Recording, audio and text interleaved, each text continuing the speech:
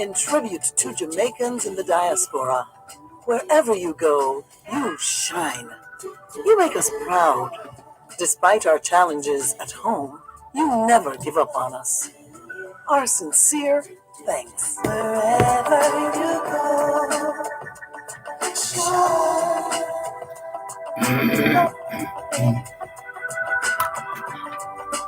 You need to know, shine.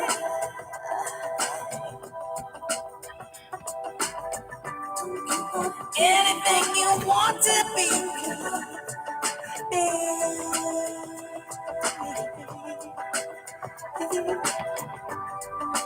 You give me hope. Shine. It is Saturday, the 12th of February, 2022, and we greet you well, wherever in the world you are listening to us here on the Jamaican Diaspora Live Online, the program created especially to celebrate what can happen when Jamaicans abroad join hands with Jamaicans at home. Hello to those listening to us on 106.1, 106.3, 106.5, 106.7, and 106.9.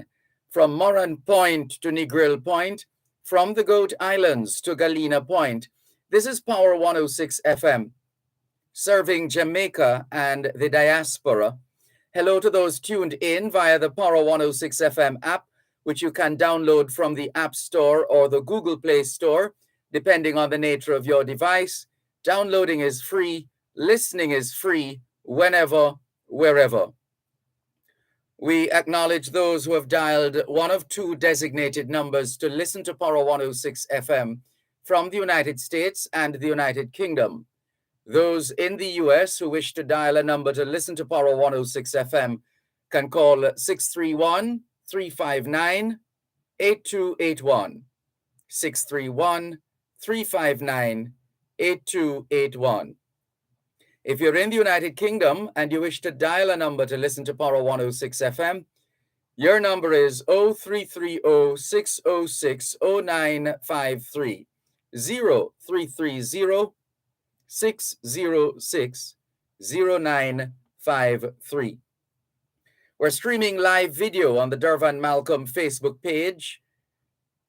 If you're not there yet, log on to Facebook. In the search box atop the page, type DERVAN MALCOLM, and you too will be able to not just hear, but see what's happening in the studios of Power 106 FM. We look forward to your usual participation, your multiplicity of messages, and your calls if you need to, 876-922-4112-5. The text line is the same as the WhatsApp number, which means you can not only send us your text messages, your WhatsApp messages, your voice notes, but you can also call us via WhatsApp. That number is 876-365-3346, 876-365-3346. And we're all over social media: Facebook, Twitter, Skype, Instagram, LinkedIn, BBM, Yahoo Messenger, Tango, WhatsApp, Snapchat, TikTok, all out there. So many ways to keep in touch with us here on the Jamaican Diaspora Live Online. Let's give you an indication of what's been making the news here in Jamaica. This week in Jamaica, we heard from the Director of Public Prosecutions, the DPP, her decision, her ruling, her studied opinion on the incident that reportedly happened on the 29th of June last year, involving a 19-year-old woman, Nzinga King, who reportedly had her locks cut by a policewoman at the Four Paths police station.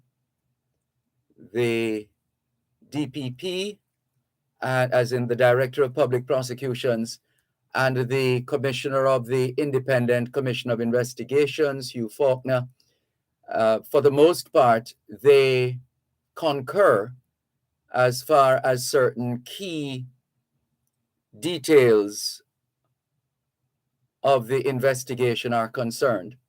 And according to the DPP, based on all the evidence, based on all the facts, based on all the information that was provided, the office of the DPP came to the conclusion that the matter does not rise to the level where it could go to the criminal court, because the standard is much higher there in terms of the standard of proof, etc., etc., etc. And therefore, Ms. King and her lawyer are free to pursue, to seek remedies, as the expression goes, or to sue for damages in the civil court.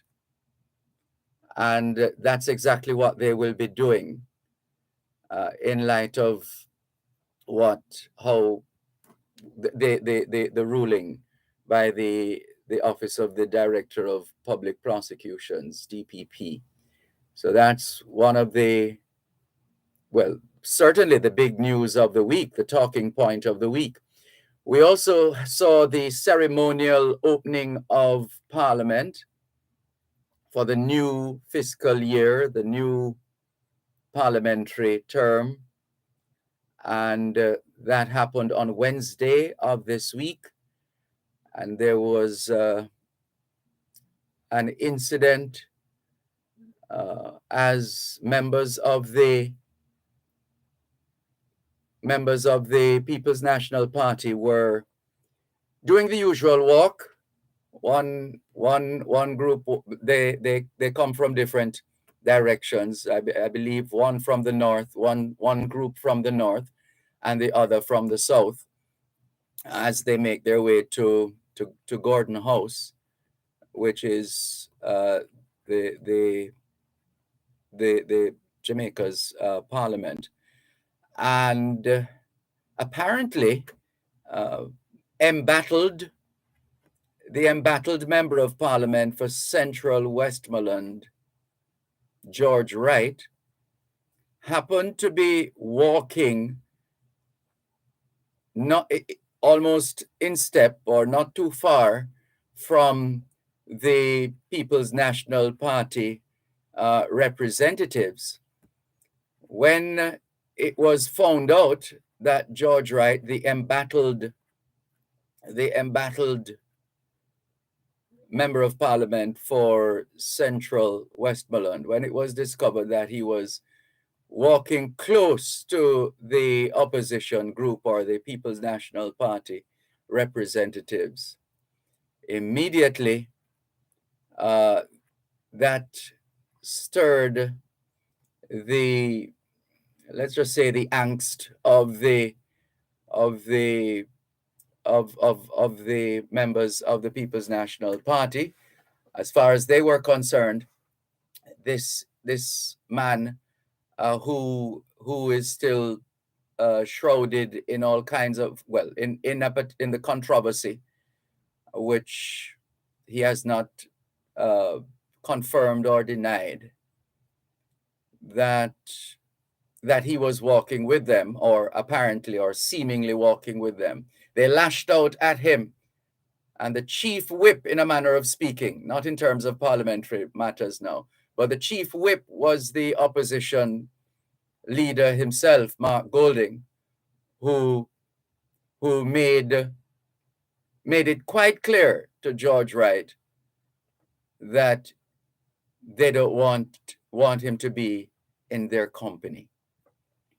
And so that created a little spat, and so that simmered, and then all attention turned to the delivery of the throne speech and all that comes with that, the ceremonial opening of Parliament, and the Governor General, who essentially delivers a speech which is not uncommon, generally speaking, for people in his position. They have speechwriters, but essentially the government prepares this document and sends it over to the Governor General, and the Governor General reads it as part of the throne speech, as it becomes a throne speech, and the Governor General says what the government will be doing in this new parliamentary year, new fiscal year, and that was done. So one or two announcements of note: that the national identification system will be well and truly underway, that legislation for amendments to existing legislation and the creation of new legislation for to deal with gun runners, people with illegal guns, people involved in the illegal guns trade, people who are found with illegal weapons. In this case, the guns, because the gun is the weapon of choice for, I think, close to 90% I think 93% of murders in Jamaica attributed to the use of the gun.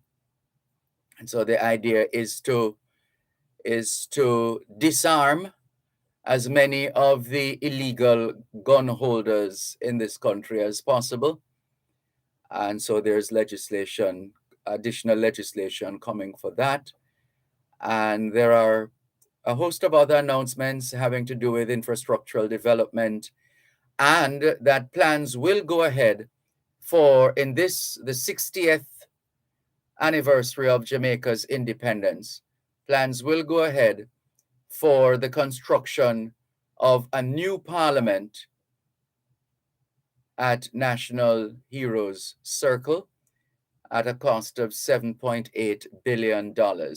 We also had the tabling of the budget for the fiscal year, which is what's the figure now? 900 and something billion dollars, about 2% more than last year, and so that's another of the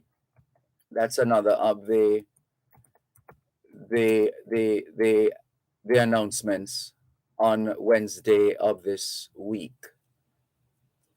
So are we missing anything? Let's see. Generally speaking, that's it. It's a $912 billion budget. $912 billion. That's what the government is proposing to spend for this 2022-2023 fiscal year, which is made up of non-debt recurrent expenditure of $539.5 billion, capital expenditure of $65.1 billion, and debt servicing $307.5 billion Jamaican dollars. And if you want to do the calculations, if you're overseas and wondering what that means in US dollars, you can do the calculation. I would say 155 to 1, 155 Jamaican, approximately. The dollar does trade as high as 157, and that has been the case in recent weeks. So yeah, you can do the math from there, 155 to 157 to 1, and you'll be able to work it out in US dollars. So that's pretty much it. Let's take the break and come back in just a moment. You're listening to Power 106 FM. The time is now 15 minutes past 6 o'clock in the morning. here at Broadcast House 32, Lyndhurst Road, Kingston 5, St. Andrew, Jamaica, which means it's 1:15 p.m. in Kharkiv, Ukraine. Shop at Stewart's Hardware and Home Center for your business and home improvement. They offer plumbing, electrical, paints, lawn and garden, lumber, cement, and all your remittance needs. Visit 56 Manchester Avenue, Mayfair, 82 East Street, Old Harbor, Winston Jones Highway, Mandeville, Longville Park, and Lionel Town. For more information, call 876-986-9100 or 876-745-2478. Stewart's Hardware and Home Center, building values. The following is a public service announcement from the Ministry of Health and Wellness. The Ministry of Health and Wellness invites members of the public to attend the vaccination site on Saturday, February 12 or Sunday, February 13 to receive their first or second dose of the AstraZeneca, Sinopharm, and Johnson & Johnson vaccine for persons 18 years and older. Jamaicans 12 years and older will also be offered the first or second dose of the Pfizer vaccine. The following are the sites for Saturday, February 12. Portland, Neville Antonia Park, 9 a.m. to 4 p.m. Kingston and St. Andrew, 9 a.m. to 3 p.m. St. Joseph's Hospital, Doheny Park Health Center, Harborview Health Center, or Fontana Pharmacy, Barbican and Waterloo, 10 a.m. to 5 p.m. St. Catherine, 10 a.m. to 3 p.m. Greater Portmore Health Center, St. Jago Park Health Center, Old Harbor Civic Center, or the Linstead Anglican Church. Clarendon, Edwin Allen High School, 10 a.m. to 4 p.m. St. Elizabeth Black River Health Center, 10 a.m. to 3 p.m. Westmoreland, 10 a.m. to 3 p.m. Royal Medical Center, or the South Central Medical Center. St. James, Montego Bay Comprehensive Health Center Type 5, 10 a.m. to 4 p.m. And Hanover, Lucy Health Center, 10 a.m. to 3 p.m. Persons should take their vaccination card, a government-issued ID, or letter from a justice of the peace to the sites. Let's get vaccinated and get back to life. Consumer Talks, educating and empowering consumers towards a more vigilant and confident consumer-friendly Jamaica. Join us every second and last Tuesday of each month at 9:35 on Real Business. Listen and learn about your rights and responsibilities. Learn how the CAC works to empower consumers in Jamaica. Consumer Talks, brought to you by the Consumer Affairs Commission, protecting your rights, securing our future.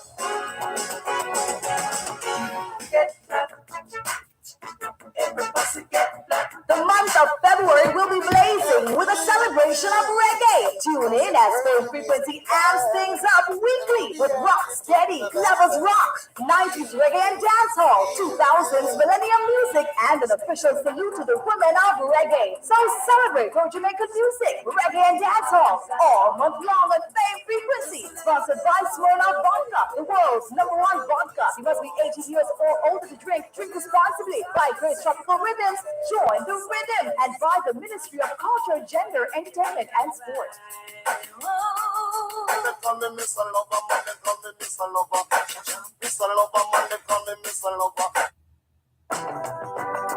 Wherever you go, in tribute to Jamaicans in the diaspora, wherever you go, you shine. You make us proud. Despite our challenges at home, you never give up on us. Our sincere thanks. Wherever you go.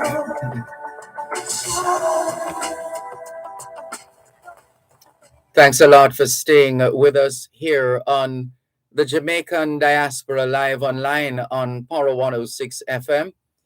I'm Dervan Malcolm, and we, just before the break, gave you a general idea of the main stories making the news in Jamaica this week. Another of the stories is the having to do with the formation of a new anti-gang task force, a new anti-gang team who will be able to move seamlessly across the island to interrupt gang activities and to disarm some of these, well, to disarm the gangs as well. among other things. So that's another announcement made.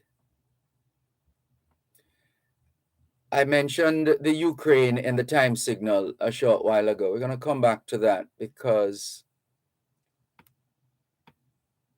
and we're working on doing a follow-up with one of the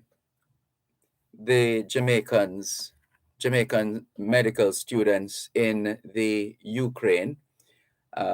Apparently, they have classes right now. They're in class online. They've gone back to virtual. I think it has something to do with the all that's been happening along the borders of the Ukraine and Russia at this point, and therefore we're trying to get a word on how the Jamaicans are doing, the Jamaican medical students in the Ukraine. Those in Russia are apparently quite fine. I think it's 42 Jamaicans in the Ukraine and 12 in Russia. And we should say that we know of, that the Ministry of Foreign Affairs and Foreign Trade is aware of. And so that is that.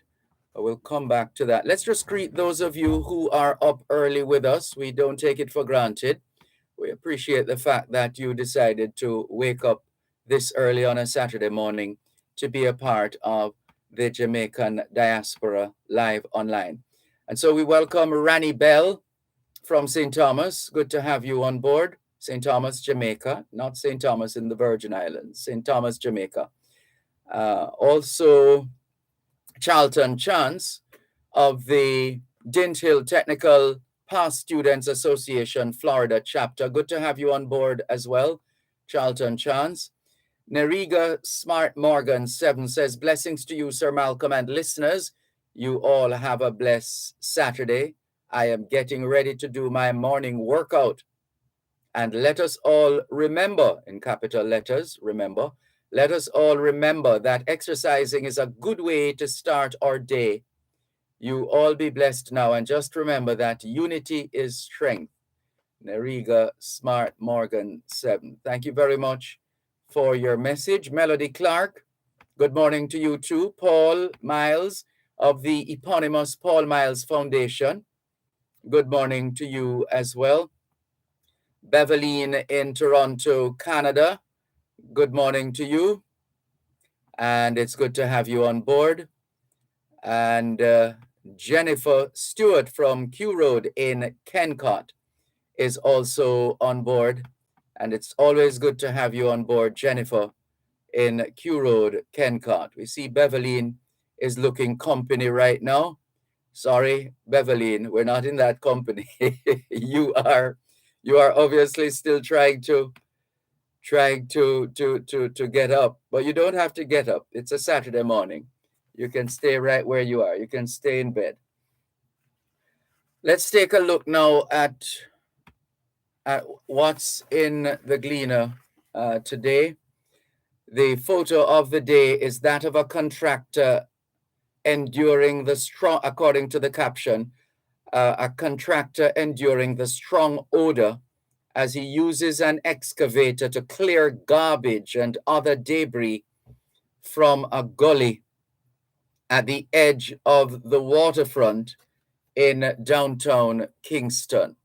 There are some words, just digressing for a moment, craving your indulgence. There are some words that we use religiously in this country. And one wonders how many members of the population, mind you, we can always check our dictionaries, but how many people will actually do that? The word debris, there are two pronunciations. It's a French word. It's spelled Debris. And because it's a French word, the S at the end is silent, right? So you can pronounce it in two ways, either debris or debris. So you could put the emphasis on the first syllable or the second syllable. And it refers to scattered pieces of rubbish or remains. Scattered pieces of rubbish or remains. So for those of you who for years have been hearing the word debris, Debris, it refers to scattered pieces of rubbish or remains. So that's the photo of the day. Scattered pieces of rubbish and other remains being cleared from a gully at the edge of the waterfront in downtown Kingston, Jamaica. I don't know. I don't think it's unique to us, but we generate a whole heap of garbage in this country. We do. I think I saw some figures some time ago. How much was it? Something like at least 2 pounds, is it? At least 2 pounds of garbage a day, each of us as Jamaicans, or something to that effect. I'll have to check my notes on that. But yes, we generate a lot of garbage in this country. And what doesn't help is the fact that our people are not sufficiently schooled or conversant with the practice of proper waste management. We're not there yet, far from it. Far from it, and that makes matters worse. Newly energized task force puts scammers in crosshairs in an apparent call for legislation targeting the migration of lottery scammers who pump millions of dollars into the underworld. Police Commissioner Major General Anthony Anderson has insisted that the police are doing their part to disrupt activities and lay charges. The big story on the front page of the Gleaner: Jamaica is not the US, in inverted commas. Jamaica is not the US. Government cautions against comparisons as island on its own COVID path. And that's the word from the Health Minister, Dr. Christopher Tufton, against a narrative calling for children to stop wearing masks, saying that while he has never discouraged public discourse around matters of national interest and policy, the right to one's opinion does not mean that such persons should pass them off as facts, which is why we need a more aware, I don't want to use the word educated, a more aware population, a population that reads more, a population that is able to not just read, but read with understanding, and so on and so forth. So there's a picture of the Prime Minister, the Health Minister, Dr. Sandra Lindsay, Director of Nursing for Critical Care at Northwell Health in Queens, New York, as well as Kenny Benjamin. Didn't recognize him at all. Looks totally different. Chairman of Bustamante Hospital for Children. And they were at handover ceremony for medical equipment by Northwell at the Kingston-based Bustamante Hospital on Friday. Shaw vows to get Western trains rolling. All right, can we just get the work done? just do it.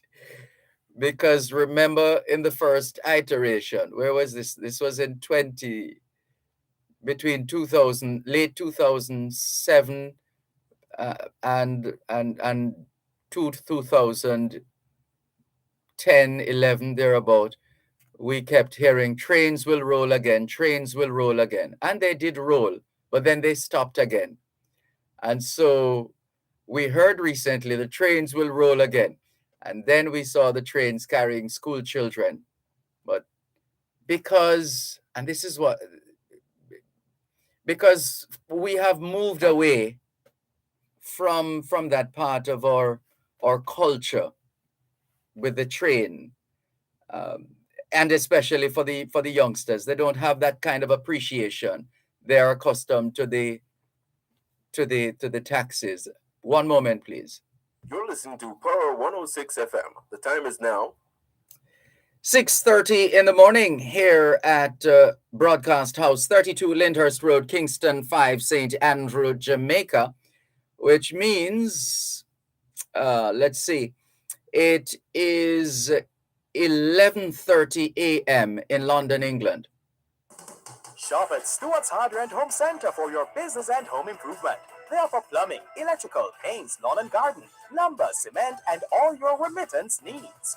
Visit 56 Manchester Avenue, Mayfair, 82 East Street, Old Harbor, Winston Jones Highway, Mandeville, Longville Park, and Lionel Town. For more information, call 876-986-9100 or 876-745-2478. Stewart's Hardware and Home Center, building values. Chad Ad Distributors are the island-wide distributors of the popular Maxxis tires, plus Sumitomo, Falcon, and Solidil. For batteries, Mayatsu, AC Delco, and for lubricants, it's Petra Canada. Visit us at 87 to 91 First Street, Newport West. Telephone 901-6612 or 383-4363. Chad Ad Distributors Limited, your place to retire. Jesus, Jesus, oh Jesus, oh how I love to call your name. Tune in to Power 106 FM for the longest running religious call-in program on Jamaican radio, The Prayer Line. Join Pastor Errol Hay and his team as they offer spiritual guidance and intercession grounded in biblical doctrine. Hear powerful testimonies from Jamaica and around the world.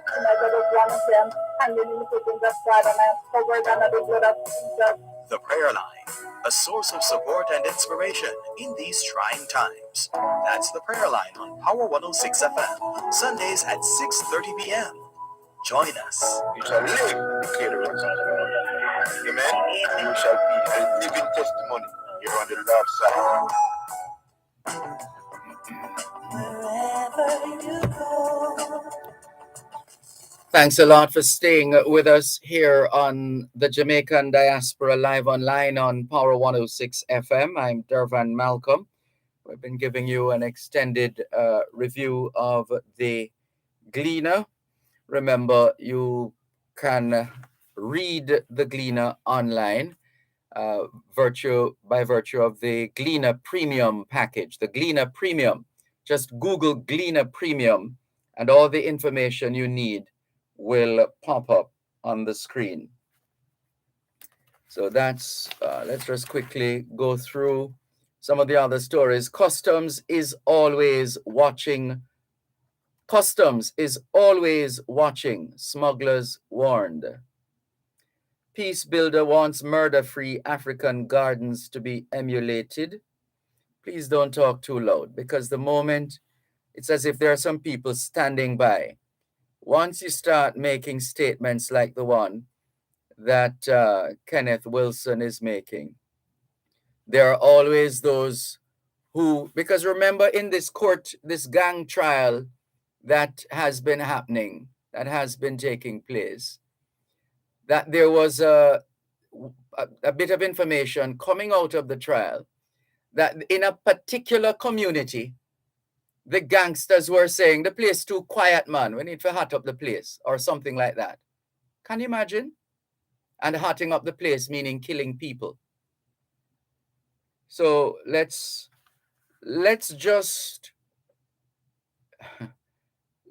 continue doing the work. Let's just do the work and don't make too much noise about it. Those who experience the calm and the murder-free environment will know when they experience it. But let's just do the work that we need to do, or the work that we have been doing. Combined Disabilities Association grateful for mask gift. Cabby held in hit and run death weeps in court. Judge orders him to refrain from driving public passenger vehicles for a year. Petrojam eyes $16 million profit in year ahead, but must, of course. Of course, they would be eyeing a 16 million, and this is US dollars, listeners, US 16 million profit in the year ahead. Of course, because apart from the fact that the reality that oil price, and that's not new, oil prices have been fluctuating for forever. But the difference with us here in Jamaica is that we have tacked on so many different, whether you want to call them duties, surcharge, or just downright taxes on petrol in this country. So it's already padded. So anything, if you even just put 1 cent on it, it is still going to be high because of where we're starting from. So of course, Petrojam, enjoy your US $16 million profit in that you're projecting in the year ahead at the expense of all of us. Witchcraft candles gun seized in scamming raid. A submachine gun and several items believed to be used in scamming were seized during a police military operation in Chantilly Gardens in Westmoreland on Thursday. Man suspected of defrauding Britain has extended bail.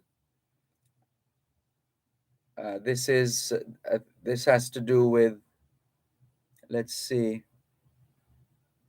just trying to see if this is related to, if this falls under the lottery scamming.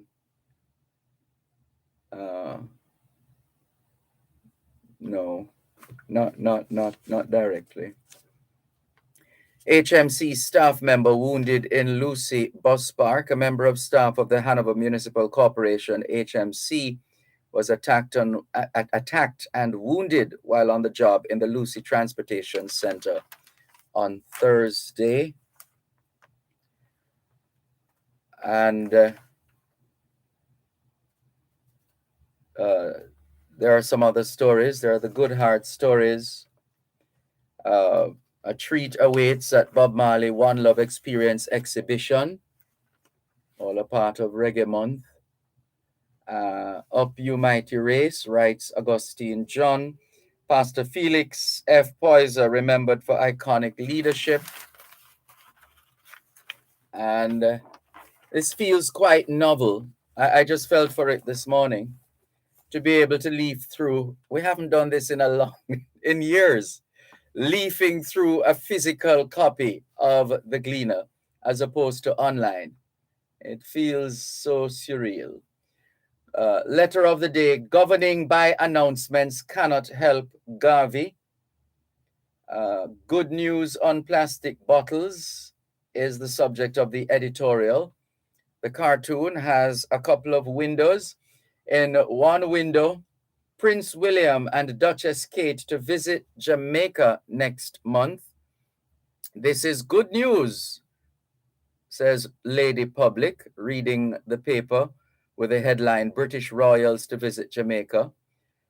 A man behind is asking the woman, how come? And the woman replies, anytime British Royals visit Jamaica, we always get a clean city with well-paved roads. Don't we know that? We saw that for Obama. Remember that stretch of roadway on Moresco Road, all the way down to National Heroes Park, repaved. Not that they needed it, because the Beast, which is the name of the president's vehicle, the Beast can handle virtually anything. It's quite a remarkable phenomenon. The Pinocchio effect, writes Tony Dale. Caribbean cannot ignore escalating tensions over Ukraine. We're still awaiting feedback from our contacts, the Jamaican students in the Ukraine. We were supposed to have a link during this segment.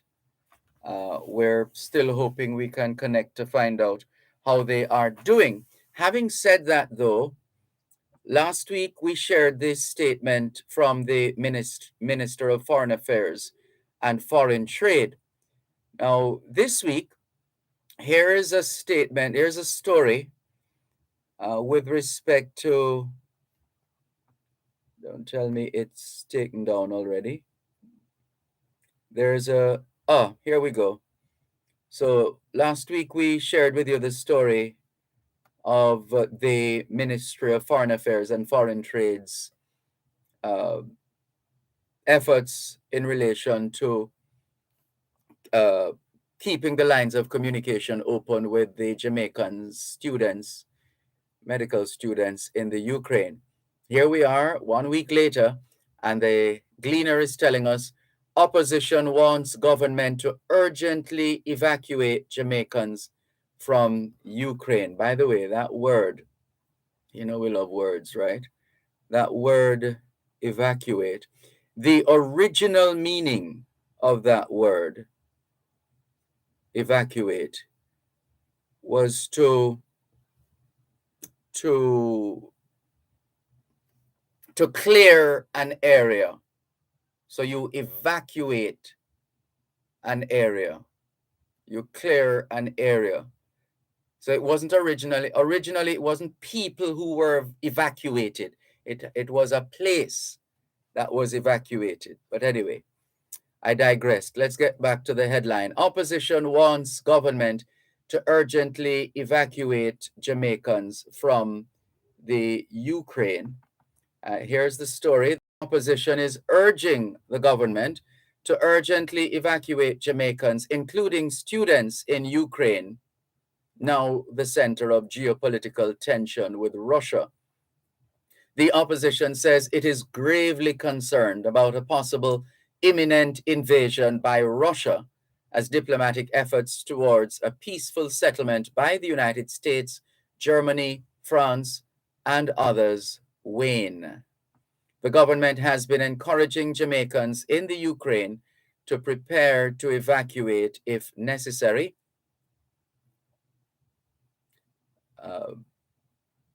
The opposition spokesperson on Foreign Affairs and Foreign Trade, Lisa Hanna, says the opposition is paying close attention to the situation and is expecting that the government will prioritize the safety of Jamaicans in the Ukraine.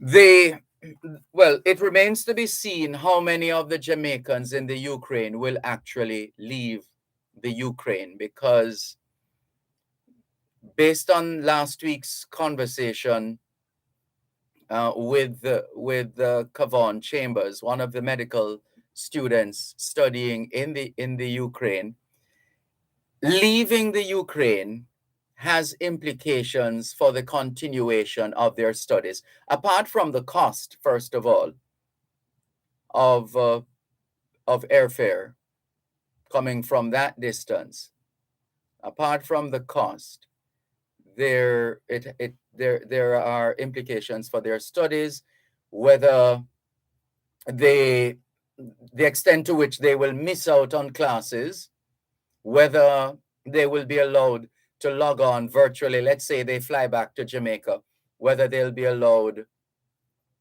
to do online classes, and the implications for their grades, etc. But obviously, in all of this, life is the most important thing. And where there is a threat, whether perceived or otherwise, to life, then one must seek to secure life. And so that is let's see how that will unfold. But we're still waiting. We're still hanging on for word out of the Ukraine from the Jamaicans. We're still standing by for that. as we said, they're in class, but we're we're still hoping, and that's virtual, that's online. One moment, please. You're listening to Power 106 FM. The time is now 15 minutes to 7 o'clock in the morning here at Broadcast House, 32 Lyndhurst Road, Kingston 5, St. Andrew, Jamaica, which means it is 15 minutes to 2 o'clock in the afternoon in Kiev, Ukraine.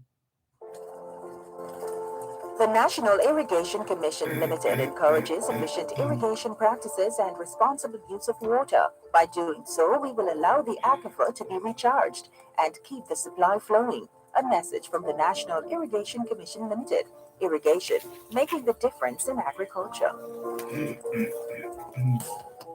Jesus, Jesus, oh Jesus, oh how I love to call your name. Tune in to Power 106 FM for the longest running religious call-in program on Jamaican radio, The Prayer Line. Join Pastor Errol Hay and his team as they offer spiritual guidance and intercession grounded in biblical doctrine. Hear powerful testimonies from Jamaica and around the world.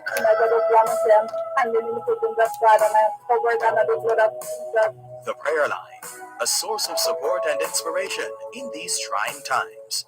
That's The Prayer Line on Power 106 FM, Sundays at 6:30 p.m. Join us. You shall live, declare the words of the Lord. Amen. You shall be a living testimony here on the Lord's side.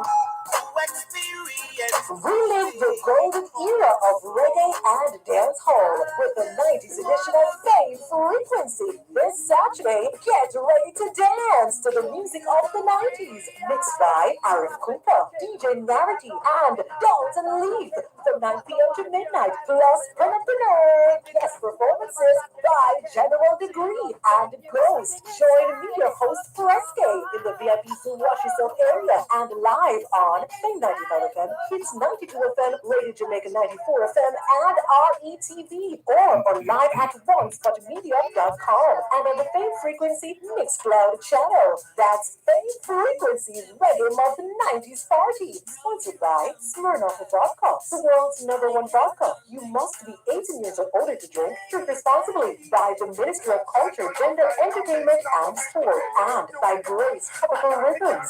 Join the rhythm. Wherever you go. In tribute to Jamaicans in the diaspora, wherever you go, you shine. You make us proud. Despite our challenges at home, you never give up on us. Our sincere thanks. Wherever you go. Well, the word we're getting coming out of the Ukraine with respect to our people in the Ukraine, the students in the Ukraine, is that apparently no one wants to speak at this time after how the Gleaner reported that story. Was it last week, in terms of indicating that the students were disappointed or weren't happy with the Ministry of Foreign Affairs and Foreign Trade's handling of the matter, which we didn't understand at the time, as we were saying. We didn't understand what the Gleaner was saying, because the Foreign Affairs had put out a statement long in advance of anything else, outlining what steps or actions have been taken so far, what advice had been given to the students, and the designation of the mission, Jamaica's mission in Berlin, Germany, as a key contact point for the Jamaicans in the Ukraine and in Russia. So the story in the Gleaner hasn't helped, apparently, and so the students have gone into their shells right now, and they would rather not speak. And so that is that. So sorry about that. We won't be having that piece this morning, but that piece would be PIECE. The peace is what we want in the region, though, especially along that border between Russia and the Ukraine. We want the PEACE in that area. Let's see how the international news media is reporting on this matter. Let's start with the BBC. The BBC is starting with, their lead story has to do with Canada. Canada court orders end to trucker bridge blockade. We're going to be speaking with a couple of Jamaicans in Canada a little later on. And so we'll get an update on that situation. Apparently, protesters are still occupying a main crossing at Canada's border with the United States, despite a court ruling ordering them to leave. The injunction came into effect at 7 o'clock yesterday evening to end days of protests. Truckers are blockading Ambassador Bridge, which is a vital trade link between Windsor, Ontario, and Detroit, Michigan. Truckers' protests against COVID restrictions are also ongoing at the border crossings in Ottawa. So the fact that the BBC is leading with that, the continuing actions of the truckers in Canada is an indication that the Russia-Ukraine story has been relegated to second place. So let's see what the actual story says. Ukraine tensions, Russia invasion could begin any day, US warns. So that's the warning from the US. Let's listen. In a position to be able to mount a major military action in Ukraine any day now. And for that reason, we believe that it is important for us to communicate to our allies and partners, to the Ukrainians, and to the American citizens who are still there. I want to be crystal clear, though. We are not saying that a decision has been taken, a final decision has been taken by President Putin. What we are saying is that we have a sufficient level of concern based on what we are seeing on the ground and what our intelligence analysts have picked up, that we are sending this clear message. And it remains a message that we have now been sending for some time. And it is, yes, it is an urgent message because we are in an urgent situation. But just to clarify, so you now believe that Russia has all the forces it needs to mount a full-scale invasion of Ukraine? What I'm saying is that Russia has all the forces it needs to conduct a major military action. I'm not sure exactly what you mean by, quote, full-scale invasion, but Russia could choose in very short order to commence a major military action against Ukraine. That's Jake Sullivan. He's America's national security advisor. So Russia could invade Ukraine at any time, and American citizens should leave immediately. So if the great United States of America is urging its citizens to leave the Ukraine immediately, are we going to follow America's lead, or are we going to wait out Putin? Because Putin insists that there's no plan of any invasion. That's essentially what he has been saying. That's the posture he has been holding. So let's see. So the story goes on. An invasion could start with aerial bombing that would make departures difficult and endanger civilians. Moscow has reportedly, and indeed, just as we said a while ago, Moscow has repeatedly denied any plans to invade Ukraine, despite massing more than 100,000 troops near the border. The US statement prompted countries around the world to issue fresh warnings to nationals in Ukraine. So they're following America's lead. America has been urging its citizens to leave the Ukraine immediately. And the rest of the world, countries around the world are doing the same, issuing fresh warnings to their nationals in the Ukraine. So now we need another statement from the Minister of Foreign Affairs and Foreign Trade in light of the foregoing. That's where we are right now.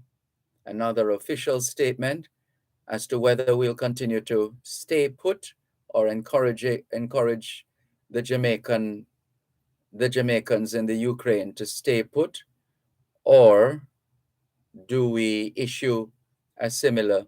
Mind you, the first statement issued by the Minister of Foreign Affairs and Foreign Trade did suggest to and encourage the students, the medical students in the Ukraine, the Jamaican medical students in the Ukraine, to identify from then, available flights, and that from places where you would not need a visa. And one of those places is Germany. One of those places is Germany. So it has been that exit exists because there are direct flights from Germany to Jamaica. There are direct flights from Germany to Jamaica. So that is a route that the Jamaicans in the Ukraine could take. So that was outlined as well, but it's a week later and there is still some anxiety. So it wouldn't hurt for the Ministry of Foreign Affairs and Foreign Trade to issue another statement at this stage. That wouldn't hurt. Right. So that is what's happening with respect to the tensions in the Ukraine, and it remains to be seen how this will all pan out. But in the final analysis, we trust that not just our people, but the peoples of the world will be spared any animosity, which is obviously likely to lead to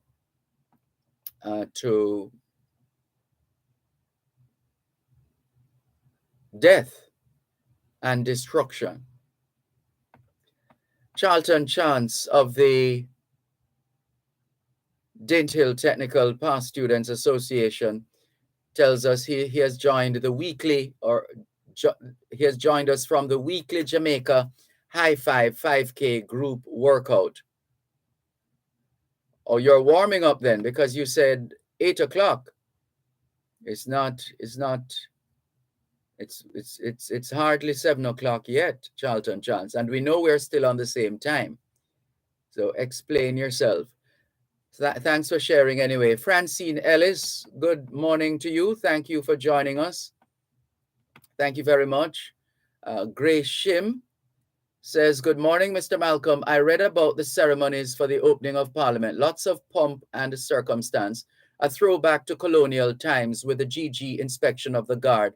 Walk good from the chilly west coast of Sarasota, Florida. Thank you very much, Grace Shim in Sarasota, Florida. She says, one time you streamed, you drive into the studio. That was interesting for those living afar, a glimpse of the streets of home. Yes, we have done that a few times. Beverline says, I want a truck to protest with the truckers too. Everyone has rights. Beverline is in Toronto, Ontario, Canada.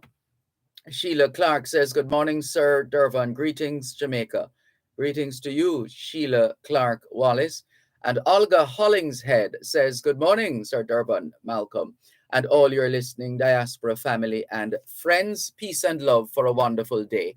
Many happy returns. Olga Hollingshead in Florida. You're listening to Power 106 FM. The time is now 7 o'clock in the morning here at Broadcast House, 32 Lyndhurst Road, Kingston 5, St. Andrew, Jamaica, which means it is 8 p.m. in Beijing, China. The following is a public service announcement from the Ministry of Health and Wellness. The Ministry of Health and Wellness invites members of the public to attend a vaccination site on Saturday, February 12 or Sunday, February 13 to receive their first or second dose of the AstraZeneca, Sinopharm, and Johnson & Johnson vaccine for persons 18 years and older. Jamaicans 12 years and older will also be offered the first or second dose of the Pfizer vaccine. The following are the sites for Saturday, February 12. Portland, Neville Antonia Park, 9 a.m. to 4 p.m. Kingston and St. Andrew, 9 a.m. to 3 p.m. St. Joseph's Hospital, Doheny Park Health Center, Harborview Health Center, or Fontana Pharmacy, Barbican and Waterloo, 10 a.m. to 5 p.m. St. Catherine, 10 a.m. to 3 p.m. Greater Portmore Health Center, St. Jago Park Health Center, Old Harbor Civic Center, or the Linstead Anglican Church. Clarendon, Edwin Allen High School, 10 a.m. to 4 p.m. St. Elizabeth Black River Health Center, 10 a.m. to 3 p.m. Westmoreland, 10 a.m. to 3 p.m. Royal Medical Center, or the South Central Medical Center. St. James, Montego Bay Comprehensive Health Center Type 5, 10 a.m. to 4 p.m. And Hanover, Lucy Health Center, 10 a.m. to 3 p.m. Persons should take their vaccination card, a government-issued ID, or letter from a justice of the peace to the sites. Let's get vaccinated and get back to life.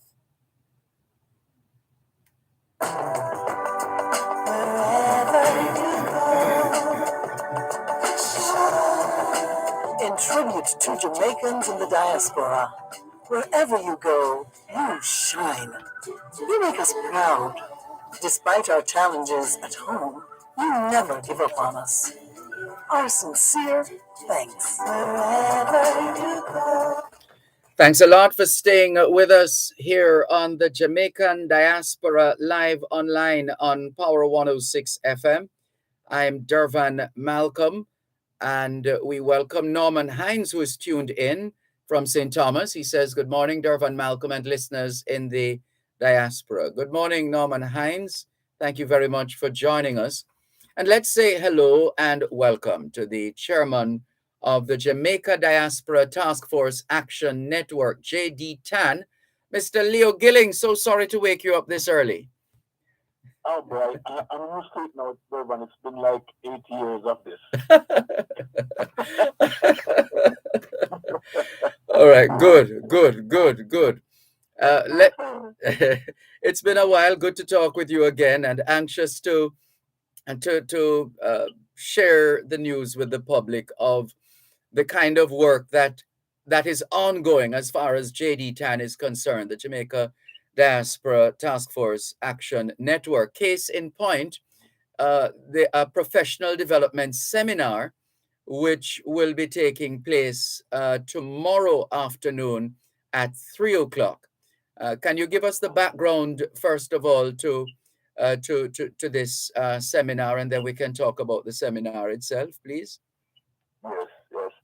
Dervan, without giving you an overview of JD TAN and his task forces, it wouldn't mean a lot. So I prefer to take it from scratch. Right? Sure, that's fine. So everyone gets an understanding of what we're doing and what we've been doing over the years.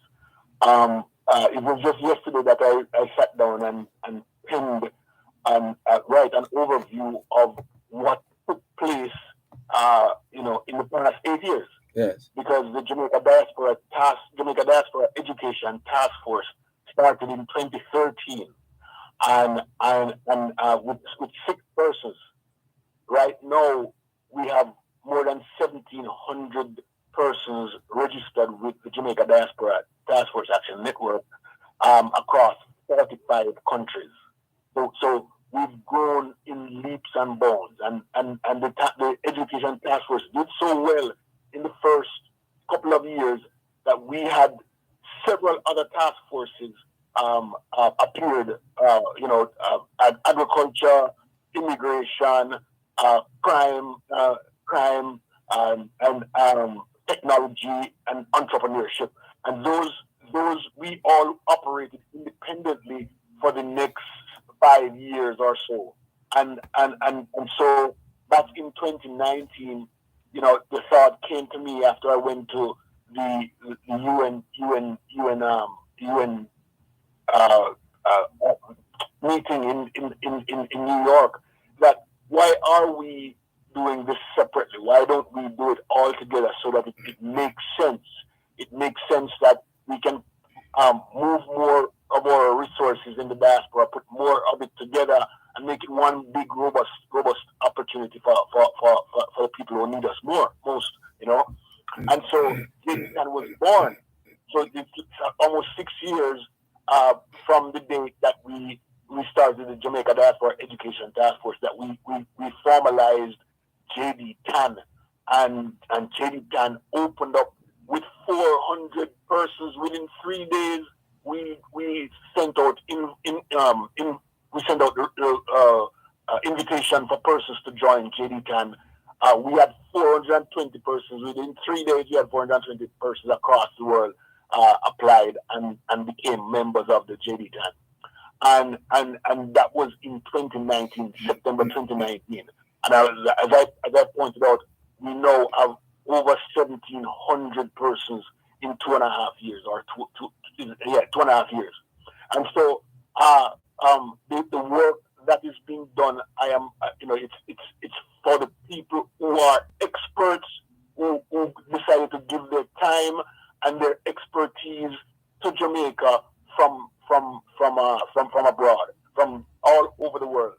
And it gives me pleasure, because once upon a time, the only thing that we knew that we could do from the diaspora was probably, we raise funds and then we go back to Jamaica and we spend a week and give back to our country, and then we come back home and we raise funds again for another year, and it takes us time to get from one project to the other.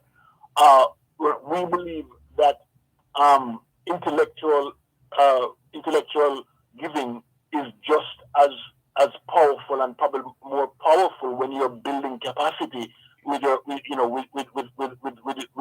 Jamaica, because we believe that nothing is stronger than a good education, and so giving back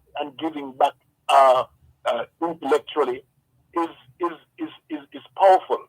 And so hence back in 2019, we started, before pandemic, we started giving workshops, and the workshops, they call them webinars. The workshop, we call them Jaminars, Jamaica Jaminars webinar. Yes. And so in 2019, we started giving back in terms of webinars, 50 persons each week from like October of 2019. And then by time pandemic rolled around, Dervan, we were looking at one of our workshops, anywhere from 10,000 to 15,000 persons online. And we had to change really, really quickly, because we were just doing Zoom initially, and Zoom only had capacity for 1,000, and we could only afford 1,000 persons on Zoom.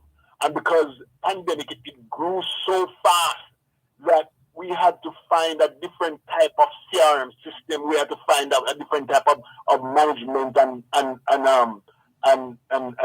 we call it classroom system that could allow us to have unlimited amount of persons on one Jaminar. So for all of 2020, we must have given 200 workshops in 2020 with probably more than 100,000 participants, because if you count all of the participants, there was our mailing list. This is no joke. Our mailing list within a year grew from like 3,000 to 110,000 people across the world, Jamaicans across the world. So our mailing list is really massive, and it's because people are writing into us and say, add me, that kind of thing. Yes. And so we are fortunate to be able to provide intellectual capacity building workshops and resources to teachers, to nurses. We are right now in the middle of preparing to provide CE units in both in medical and in education, and so because we have the expertise and we have the people with the licenses and the capacity to offer these, and so once I know that nursing in the medical field they accept CEUs. We already gave CEUs with a collaboration with the Nursing Association of Jamaica. But we are working now with teachers. Once the JTC come on board, we want to be able to do the same thing too. But yeah, we do a lot of workshops every week for the past 2.5 years. We've been doing workshops almost every week. If it's not workshops, there are panel discussions, there are presentations, there are collaboration with organizations that want to make their conferences bigger and wider and offer more resources to the conferences. These are the things that we are doing. So this week, tomorrow's workshop is something that is in line with everything that we're doing. Last year, if you remember, the Jamaican Diaspora Education Task Force has been just one unit for the past seven years. And so in September of last year, we went into strategic mode, and we were when we came out of strategic mode, we did all of our SWAT stuff and came back out.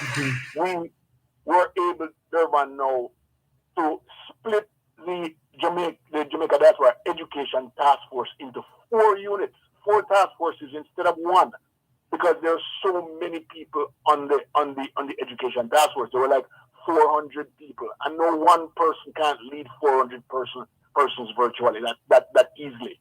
So we decided to split the education task force into 4. So we have special education, we have early childhood, primary and secondary, and tertiary. That 4 task forces in education, and we believe that it's better this way so that we can dig deeper into the needs and assess the needs better and be able to throw the resources that we have here to the needs that are there.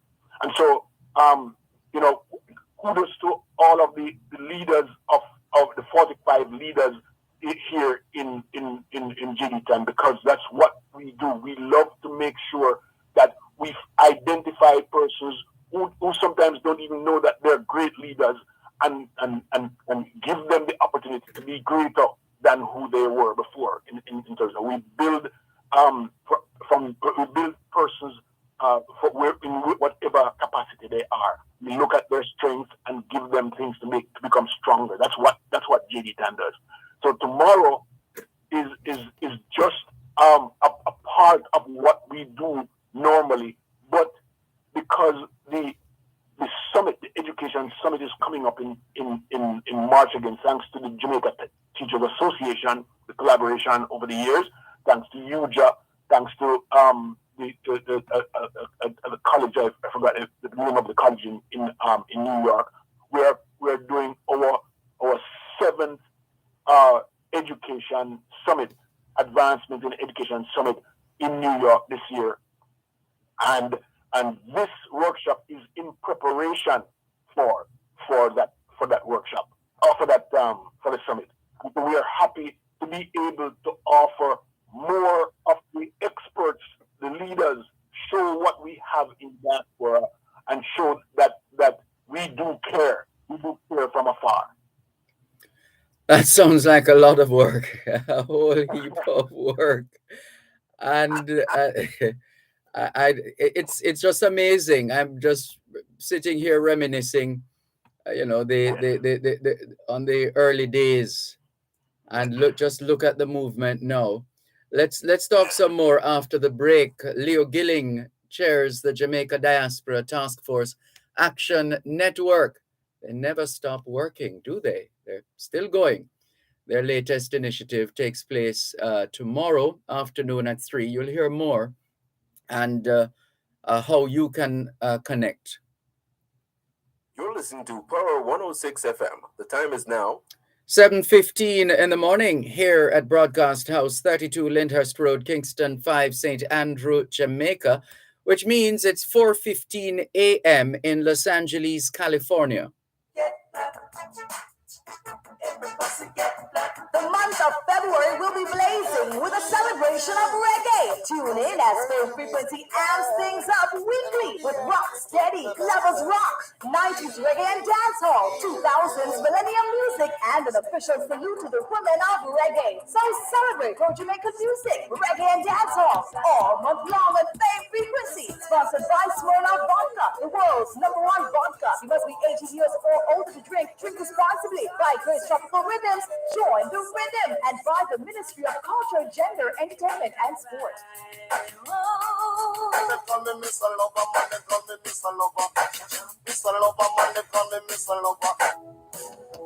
Jesus, oh Jesus, oh how I love to call your name.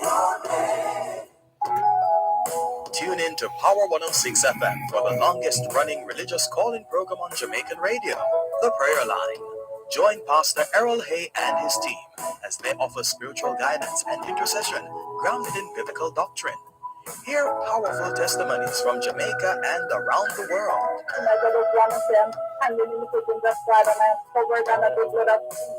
The Prayer Line, a source of support and inspiration in these trying times. That's The Prayer Line on Power 106 FM, Sundays at 6:30 p.m. Join us. You shall live, declare the works of the Lord. Amen. You shall be a living testimony. You're on the Lord's side. Wherever you go, in tribute to Jamaicans in the diaspora, wherever you go, you shine. You make us proud. Despite our challenges at home, you never give up on us. Our sincere thanks. Wherever you go. Leo Gilling and the Jamaica Diaspora Task Force Action Network have been shining brilliantly. They got out the blocks pretty reasonably fast, reasonably fast, and they haven't stopped. They're still going, and they keep expanding, and more people coming on board, and now they essentially have an army of Jamaicans, not just, well, in any field you can imagine. They have representatives. These Jamaicans. Yes, we do have some friends of Jamaica as well, and we thank them. But for the most part, these are Jamaicans led by Leo Gilling, who have been mobilizing sessions, resources, the whole works in so many different areas.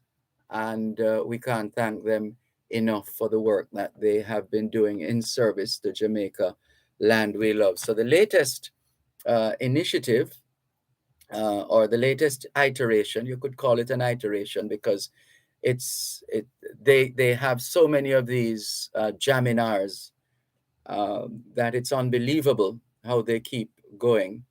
And so the latest one is, or the next one is going to be tomorrow afternoon at 3:00. And this is for the Jamaica Diaspora Education Task Force. So this is just one of how many task forces overall? I mean, education alone, I think now has what, 4? 4. We have 15 task forces looking at 17 sectors. 15 task forces, and so we are very, very clear today as to exactly what we want to do. In collaborating with Jamaica, it really is a beauty to sit down each day, because it's actually a job for me. Clearly. um, and just observe the workings of these guys who sit down because they have many meetings each day. I mean, yesterday there were 4 meetings on Zoom with 4 different task forces, and the one for tomorrow, the collaborative 4 education task forces got together yesterday, and it's just amazing to see the personalities. I'm looking at one of the webinars. It's called Transformational Leadership, Dervan, and there's no better place to look at transformational leadership other than to Jamaica. This is where it all happens. Everybody gets the guideline as to how to operate a task force, how to do needs assessment, how to match needs with the resources that we have. They get that, and then they didn't develop their task forces in their own personality, and so people get to do exactly what they want to do in terms of providing the type of guidance and the type of leadership that they want in that area. And so there are 4 topics for tomorrow. 1, identifying and addressing learning modalities in response to the achievement gaps. And there's, listen, Dervan, to me, it's been 2 years. It's 2 years that students were not in school for, right? In my estimation, and I'm sure many of us educators, we would add that up to be 4 years, because if a child started in grade 3, if a child left school in grade 3 2 years ago, it means that they did not advance. And when you don't practice your craft, you lose it. So if they did in 2 years, they are supposed to advance into grade 5, but they did not advance and they didn't get to practice anything, any kind of learning. Well, they also lost 2 years, meaning that they have lost what they learned from grade 1 to grade 3, most of it. And so to me, that's 4 years of learning that a child has lost. We can't take it for granted, because right now they have to do remedial teaching from this point onward. And so identifying the types of modalities definitely means that we need to look at the various ways in which learning can occur, for the next few years, to determine how to apply the different modalities to learning. And kids learn differently these days. It's not like once upon a time when we went to classes and the teacher stands up on top of the stage and throw learning down at us. No, right now we have to recognize that students are the leaders of the classroom. And so this is our learning. We have to find those different modalities. Engaging diverse learners during the pandemic. Oh my gosh. I mean, so many things have happened over the past couple of years, and now the children are different. It's a different kind of learning platform that we are onto, and we have to find ways how to teach everybody who has lost, who has gained, who had nothing at all. Everybody's going to be in the same classroom, and we now need to identify all these children are going. How are you, the teacher, going to make sure that everybody gets to learn the things that you are teaching? Right. Transformational leadership. We talked about that. It's a way to empower teachers to give their teaching in a way that's different from transactional leadership. Now we have to give the teachers broad scope and give the children broad scope to teach and the students broad scope to learn. And then mental health and then trauma. Oh my gosh. Oh Lord.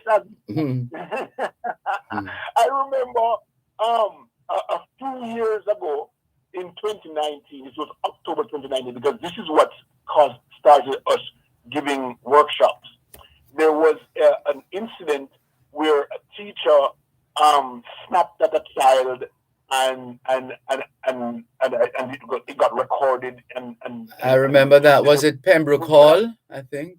Yes, the Pembroke Hall. That's exactly right. Yes. And that's when we recognize the burnout that teachers are experiencing. Can you imagine the kind of stresses that they went through, the teachers and the students went through during pandemic? Students can't go to, the teachers take their kids as the children in their classroom as their own. That's their kids, it's their babies, that's what they call them. Mm-hmm. And so can you imagine the stresses that they are out of school, can't do what they need to do, trying to do online learning, and it's not working, can't reach their kids. They're in their homes with a husband and wife and children that they've never had to do in a long time, because generally school takes up 6 hours or 7 or 8 hours of the day, and you just get to go home and deal with cooking and whatever in the evening and spend good time with your spouse. Now you are stuck in the room with your spouse and your kids and everybody, and so lot of stresses that's out there. And so we it's a lot for us to just take in, because now we have to provide professional learning, professional development for our teachers, professional development for our parents. Parents are a big part of the development of education in the next few years. It has to be a three-way situation. Yes. And so yes, we have these trauma and these mental issues as a result of. And it was there before, Dervan, right? But the pandemic made it worse. Yeah. So that's where we are. And you have quite a lineup in terms of the presenters, distinguished men and women. Oh my God! Talk about Dr. Noel Gordon. He wrote a book. I forgot the name of the book, but he's been on tour this week. Different stations talking to persons about his book. But what an amazing person! He's one of those guys who came up in the ranks from just what do you call those teachers, temporary teachers that goes to classroom every day, and he's now one of the leaders in the New York City education system. Yes. And I am really happy to be talking with him. He's a very bright man. Well, we hope to perhaps interview a couple of these presenters at some time in the future. But in the interest of time, if we could just go through the other names generally in terms of the presenters. So Gordon Clark, and she's from. We have 3 Gordons from St. Anne. Here is Dr. Nadine James. Nadine is an amazing young lady. She just left college 2 or 3 years ago with her PhD in research. Sherian Demetrius. I met Dr. Sherian Demetrius back in 1979 when we went to cut Sam Shop together. And a powerful, very, very, very bright young lady that's doing great things in the county of Miami-Dade, the school system. Andrea, oh my gosh, Andrea Thomas. You need to expose these persons to Jamaica, because these are resources that we never knew existed before. Dr. Claudette Peterkin, she's in special education, so caring and so knowledgeable about the area. You want to hear her. I think you had her on a few weeks ago. Yes, I was about to mention that. Yes. yes.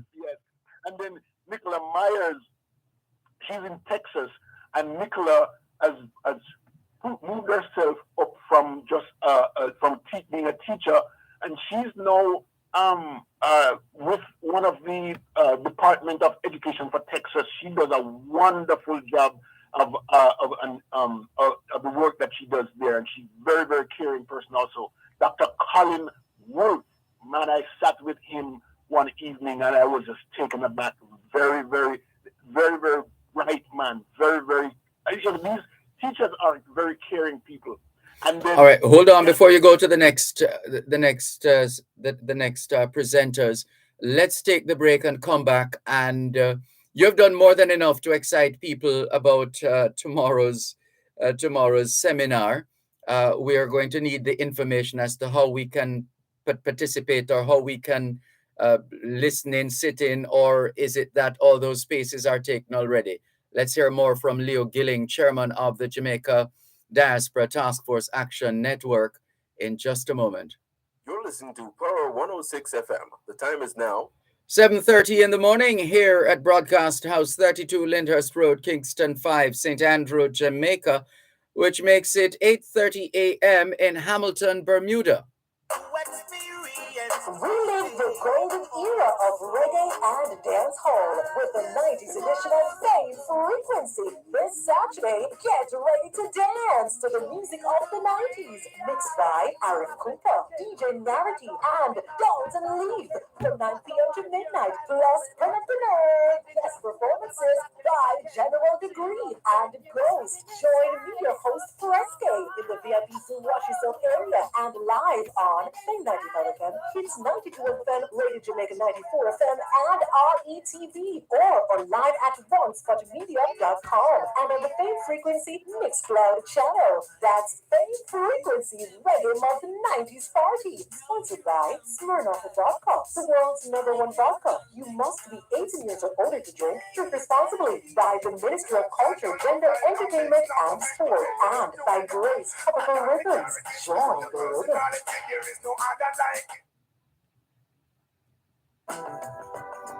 Wherever you go, in tribute to Jamaicans in the diaspora. Leo Gilling is the chairman of the Jamaica Diaspora Task Force Action Network, JD-TAN, and he has been giving us chapter and verse on the tremendous work of the not just the Jamaica Diaspora Task Force Action Network overall, but in this instance, the Jamaica Diaspora Education Task Force. Just ahead of tomorrow's seminar, a professional development seminar, meeting the challenges of education today. Mr. Gilling has already outlined the different areas of the different topics that will be covered, and he was just now going through some of the presenters. And after that, just before we wrap, information on how we can sit in on what is likely to be, what we're sure will be a life-changing experience. Mr. Gilling. Yes, thank you. I only have one more person, Janet Zena Clark. She's a special education. And I did interview her recently as well. Yes. But Dervan, I first want to say this to you. I don't think I've said it enough to you. How the important piece that you have, the important part that you have played in the development of diaspora task forces over there. Because I know you were in California with us long time ago when we started the first education summit, talking with the JTA. You were right in the middle of us, and you were there every year. So I want to also say, even though you are not actively in our meetings, you are a huge part of our development over the years, and we couldn't have done it without you. You have played your part and played very, very well. It's an indication that.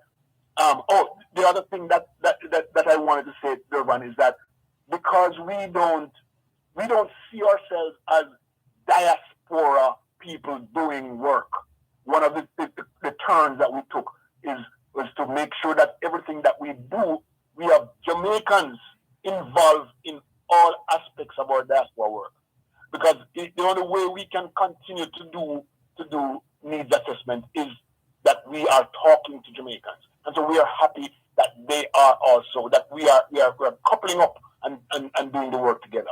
Tomorrow's live event will be streamed on the JD-TAN TV on YouTube. That will be youtube.com/JD10TV. So you can just go in and into YouTube and search JD10TV, and you will be able to see it at 3 o'clock. Now, we start right on time at 3 o'clock. You'll be seeing things going on there. And so, we're happy. Dervan, thank you so much for giving us this opportunity to being who we are. We're continuing to grow. We're continuing to develop, and we're continuing to find ways how to do needs assessment and also apply the resources that we have here from the diaspora. Well done. Congratulations. Keep going. Please convey our warmest regards to all of your membership, all of your fellow volunteers in the Jamaica Diaspora Task Force Action Network. And that's another key thing we must emphasize. This is voluntary work that you have been doing. Yes. Yeah, key. Yeah, because I mean, for people to take time out of their everyday duties to give the kind of attention that they've been giving to the work that needs to be done here in Jamaica.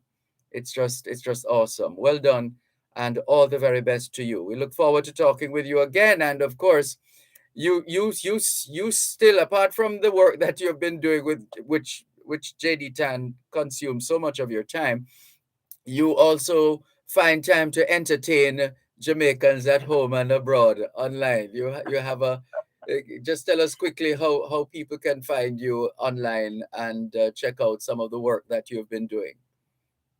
I have 6 appearances on air during the week, mostly on social media, and so this Saturday morning, this morning, we'll be on YouTube and on Jamaicans.com on Facebook at 10 o'clock with Michelle and Michelle Panger and also Diana Davis Smith, Dr. Diana Davis Smith. And then Tuesday night we do the same thing again, and then Friday nights, Friday evenings, Saturday evenings, and Sunday evenings, I play music. It's the pleasure that I get in offering this thing here. We play all forms of oldies music from 1950s to 1999, and I have so much fun from 6 to 9 on a Friday, Saturday, and Sunday evening. And it's on MEI.com. That's the Mighty Enforcers Inc.com. And then that's where I am. I really, really enjoy that. It's my relaxing thing. MEI.com, and we're on YouTube. Leo Gilling. Go search me on YouTube, and you'll find hundreds of videos that we've done. I've traveled all of Jamaica and bringing Jamaica to the diaspora. So yes, that's what I do. Thank you so much for that. Well done. It's been a pleasure. Take care, Leo Gilling. We'll talk again soon. All right. Bye-bye now. Take care. Good. Bye-bye. Take care. Leo Gilling, chairman of the Jamaica Diaspora Task Force Action Network, JD Tan, who has given us a sneak peek into what to expect at tomorrow's seminar organized by the Jamaica Diaspora Education Task Forces. And they're focusing on professional development. It's a professional development seminar, meeting the challenges of education today. It starts at 3 o'clock tomorrow afternoon, Sunday, the 13th of February, live on YouTube, youtube.com/JDTanTV, youtube.com/JDTanTV. How about that? Let's go over to, we've been seeing on TV unbelievable pictures coming out of Canada, which Canadians tend to be mild-mannered for the most part. They don't honk horns at all in Canada under normal circumstances. But with all that has been happening with COVID-19 restrictions and protocols, etc., we have been seeing and hearing of developments with respect to protests, truckers protesting, and others joining in as well. Now, that's not what we called our guests online to talk with us about, but it is the elephant in the room. So let's start there. Some general, if we could get a general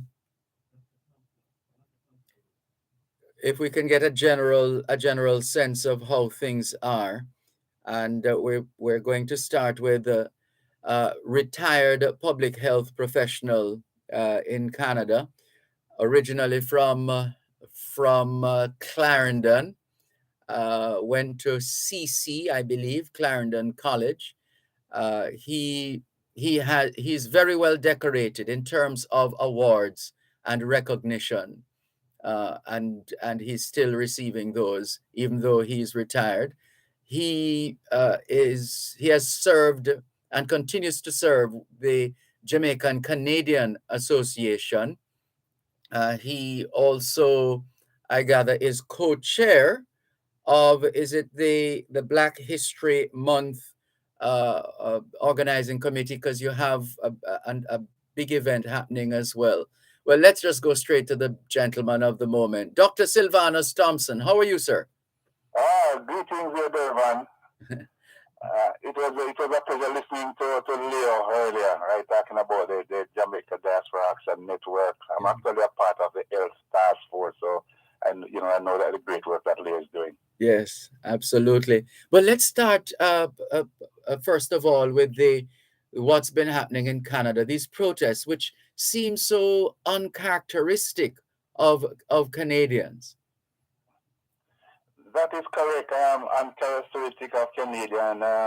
Canada has Canadians have a constitutional right to peacefully protest. That's protected under the Constitution.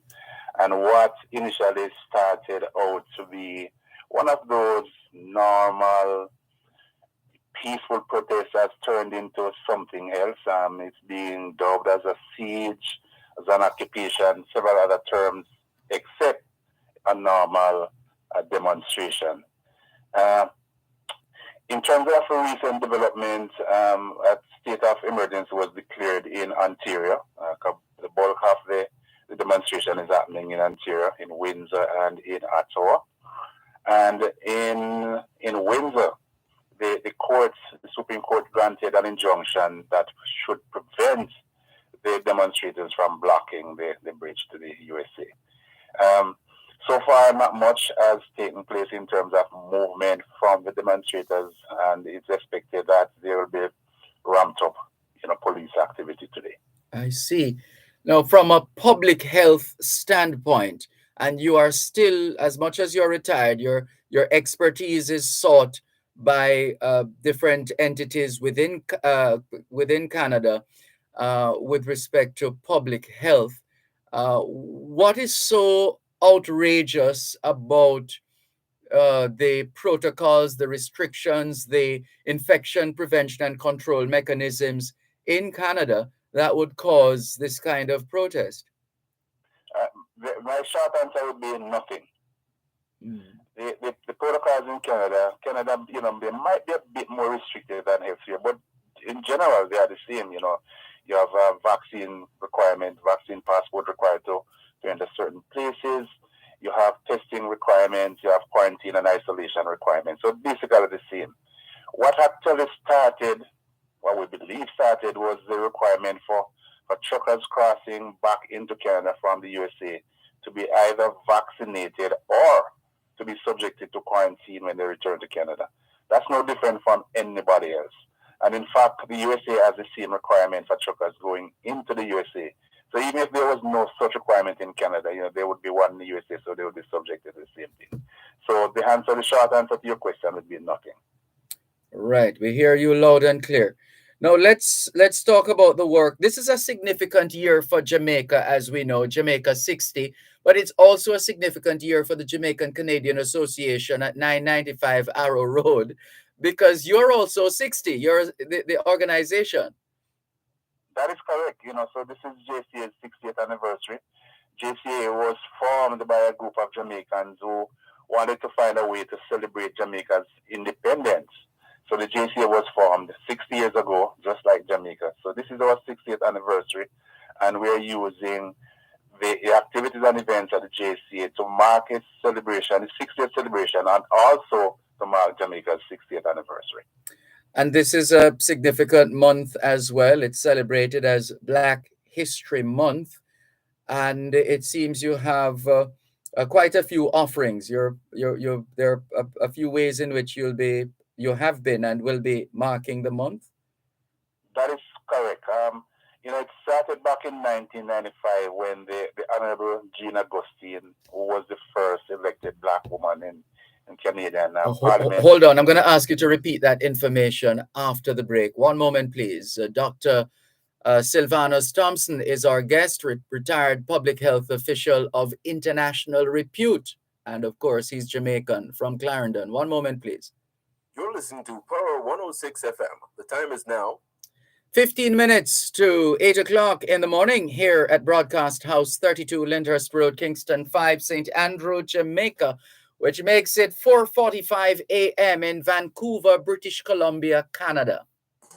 Shop at Stewart's Hardware and Home Center for your business and home improvement.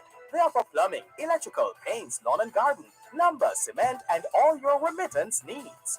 Visit 56 Manchester Avenue, Mayfair, 82 East Street, Old Harbor, Winston Jones Highway, Mandeville, Longville Park, and Lionel Town.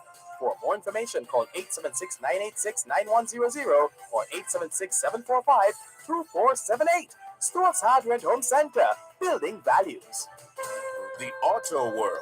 It's the only program on Jamaican radio dedicated to the world of automobile. It's the Auto World with Shelly and McLagan. Get news and reviews relating to vehicles and automotive technology. Learn the ins and outs of mechanical operation. Find out about the various stakeholders in the local and international automotive sectors. From auto finance to road safety to motorcycles, the Auto World is your one-stop shop for everything auto. That's the Auto World with Shelly and McLagan. Weekdays at 5:15 p.m. on Power 106 FM and the Power 106 FM app.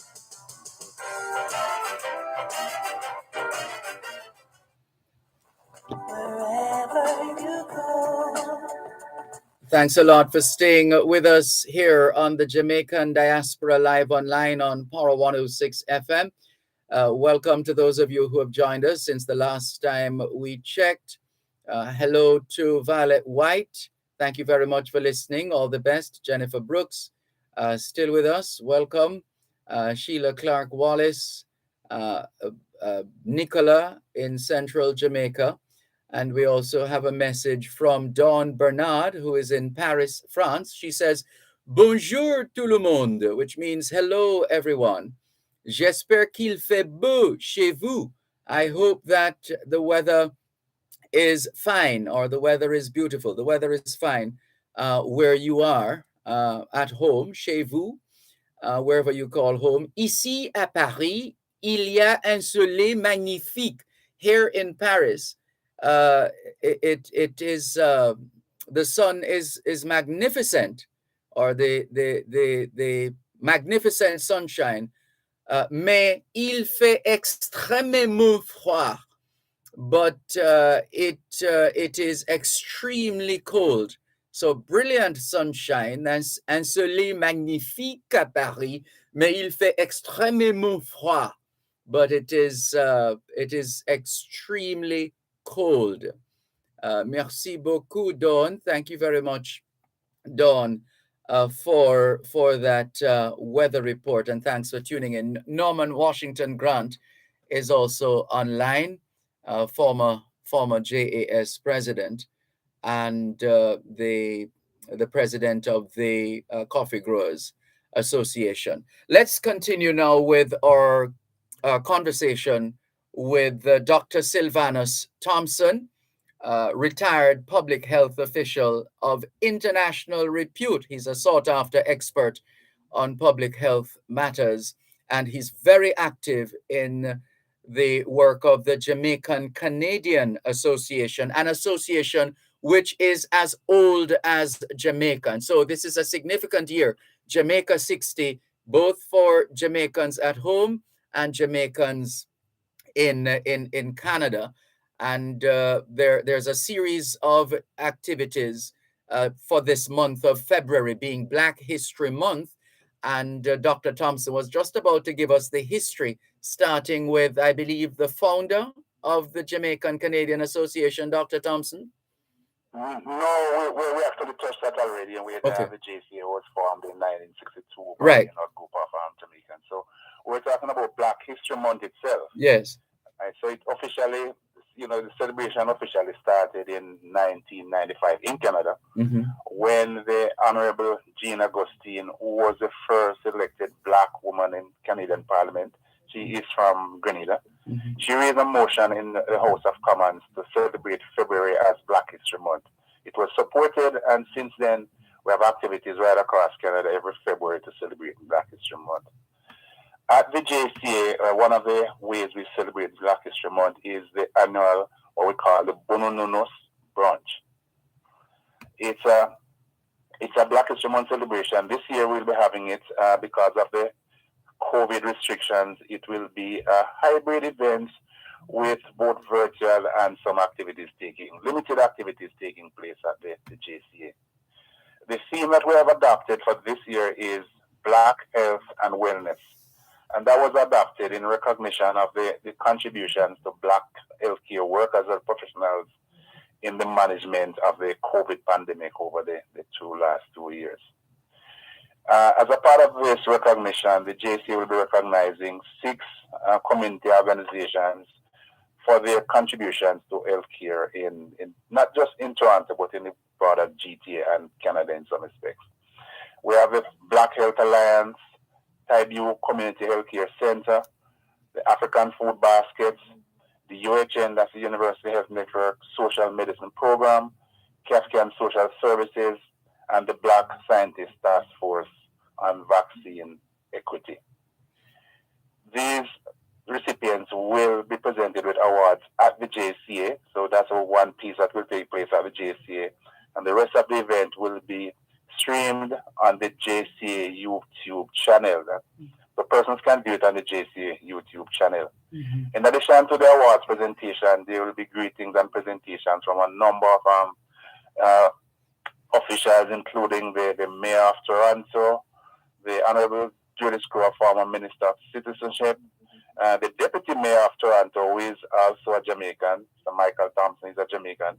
And performances will include Mel C and Django. So it's a packed 2-hour event. It's from 2 to 4 p.m. tomorrow. Like we said, it's a virtual hybrid streaming on the JCA YouTube channel with some activities taking place at the JCA at 995 Harrow Road.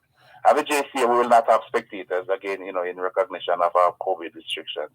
Yes. So just some limited activities taking place from the JCA.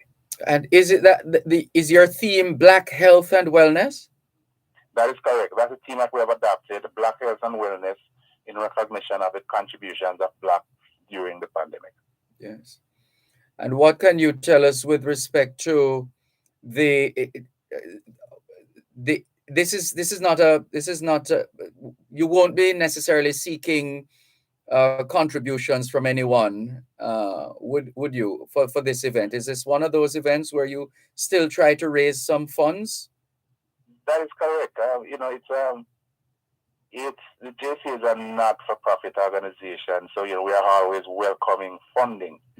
So we are not charging. There's no fee to attend the events online. However, we are asking persons if they feel like, we are hoping that persons will make contributions.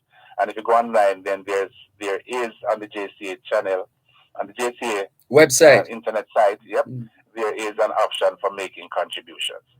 Right. So those who would like to contribute to the work of the Jamaican Canadian Association can go to the website, which is, remind us, Dr. Thompson. It's www.jcaontario.org. Right. And naturally as well, you never stop seeking membership, do you? Absolutely not. We always seek membership, internationally, even from Jamaica, we have members. So we're always seeking members. And throughout the program, the MC, Danae Pierce, will recognize MC in Toronto area. Yes. She'll be talking more about the programs at the JCA and how persons can contribute to the JCA, including making donations for the event. Very good. And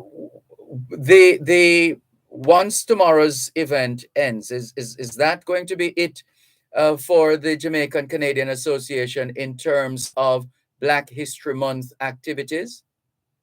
Yeah, in terms of Black History Month activities, yes, right. Normally we would have another event when we were able to do face-to-face in person. We'd have another event with the school kids. We have sometimes up to 500 students from schools in the area attending a function at the JCA.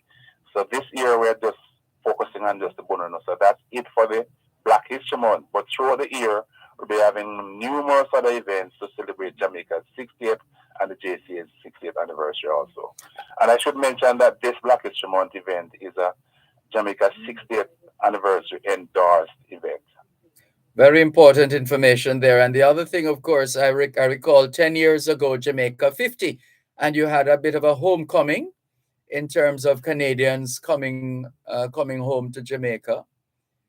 That is I correct. think, I will be yeah. having that this year also for the Good. 60th. A group of persons from the JCA will be coming to Jamaica in August to celebrate Jamaica's 60th and be back in time to celebrate Jamaica's JCA's 60th in Canada.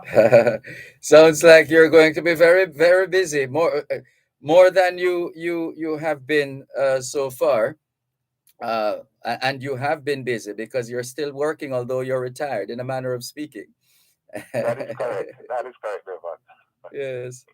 All right. So I'm going to no, just ask you in terms of the the work of the Jamaican Canadian Association and the fact that you're now 60. I'm trying to remember. Is there? I think so. There's a publication that chronicles the work of the Jamaican Canadian Association. That is correct. The first president, Sir Roy Williams, he has a book. I remember the exact title. I think but it chronicles the work of the JCA correctly. Mhm. Sir Roy Williams did that a couple of years ago. And so that's the only book that is available, or the only public. Right, that's the only one that's available, chronicling the work of the JC as of such. Mhm. But there are a number of other publications, that mentions the work of the JC. Yes. But Sir Williams' book was solely about the JC. Yes. Because I asked the question because I'm thinking you have a rich history of service at the Jamaican Canadian Association, and the not just the fact that you own your building, for example, which is critical in the work in allowing you to do all that you have been able to do all these years, and the impact on the communities not just in Canada but also right here in Jamaica. And it is important that we document these things so that our as a people we are further empowered and motivated to building on the legacy of stalwarts like you and those before you. That is correct, and that is something that the board is currently working on in ensuring that information is there, for future generations. So that is something that the current board is working on. In the meantime, though, we want to encourage those of us in Canada to continue to support the efforts of the Jamaican Canadian Association. And once again, remind us, the big event is tomorrow. It's Bunununus, you call it? Yes, it's Bunununus. Ironically, the mayor will be one of the speakers, and the mayor's office called me and said, "How do you pronounce Bunununus?" The poor man. I said to my team, well, we really miss Lou. Miss Lou would have done such a good job in pronouncing it for the mayor. So yes, it's a Bunununus brunch. Will take place. It's a virtual event from 2 to 4 tomorrow afternoon. Mhm. And it can be viewed on the JCA YouTube channel, the Jamaican Canadian Association YouTube channel. Sounds good. Thanks a lot, and thank you for all the work you continue to do at home and abroad, Dr. Sylvanus Thompson. How are things in your neck of the woods here in Jamaica? The last time you checked. The last time I checked, everything is good. Everything is good. As usual, Jamaica, no problem. Yes. Right. So everything is good, and like Leo did, I too want to thank you, Dervan, for always looking out for us in the diaspora, for always sharing information, about the projects and programs and services that we're doing. Without that help, we would have not reached this far. Thank you very much for all you do for us. Well, thank you very much. I humbly accept on behalf of the entire team here at Power 106 FM and to say that, as I like to say, you're the ones doing the heavy lifting. We just feel privileged to be able to share your work with Jamaica and the diaspora. Well done. I see Michelle Mackenzie Dolly reminding us that the book is the Jamaican Canadian Association 1962 to 2012 Portrait of a Community Organization by Roy G. Williams. Thank you, Michelle Mackenzie Dolly. Thanks again, Doc, and we'll talk soon. Good. Okay, Dervan, thank you very much. Good. Take care. Dr. Sylvanus Thompson, a public health professional of international repute. He was in charge of, he was a key member of the team for public health Toronto, and also sought after all over the world for his expertise. Remax Elite. Visit their website at remax-elite.com.jm. The time by Remax Elite is 8:01 on Power 106.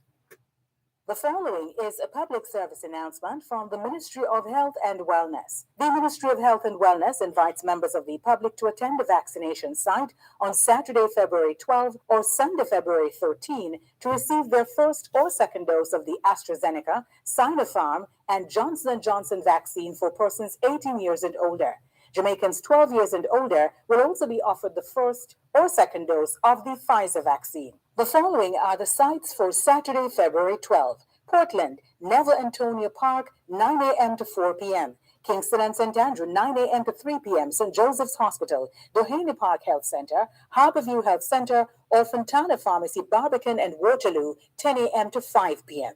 St. Catherine, 10 a.m. to 3 p.m. Greater Portmore Health Center, St. Jago Park Health Center, Old Harbor Civic Center, or the Linstead Anglican Church. Clarendon, Edwin Allen High School, 10 a.m. to 4 p.m. St. Elizabeth Black River Health Center, 10 a.m. to 3 p.m. Westmoreland, 10 a.m. to 3 p.m. Royal Medical Center, or the South Central Medical Center. St. James, Montego Bay Comprehensive Health Center Type 5, 10 a.m. to 4 p.m. And Hanover, Lucy Health Center, 10 a.m. to 3 p.m. Persons should take their vaccination card, a government-issued ID, or letter from a justice of the peace to the sites. Let's get vaccinated and get back to life. Wherever you go. In tribute to Jamaicans in the diaspora, wherever you go, you shine. You make us proud. Despite our challenges at home, you never give up on us. Our sincere thanks. Wherever you go,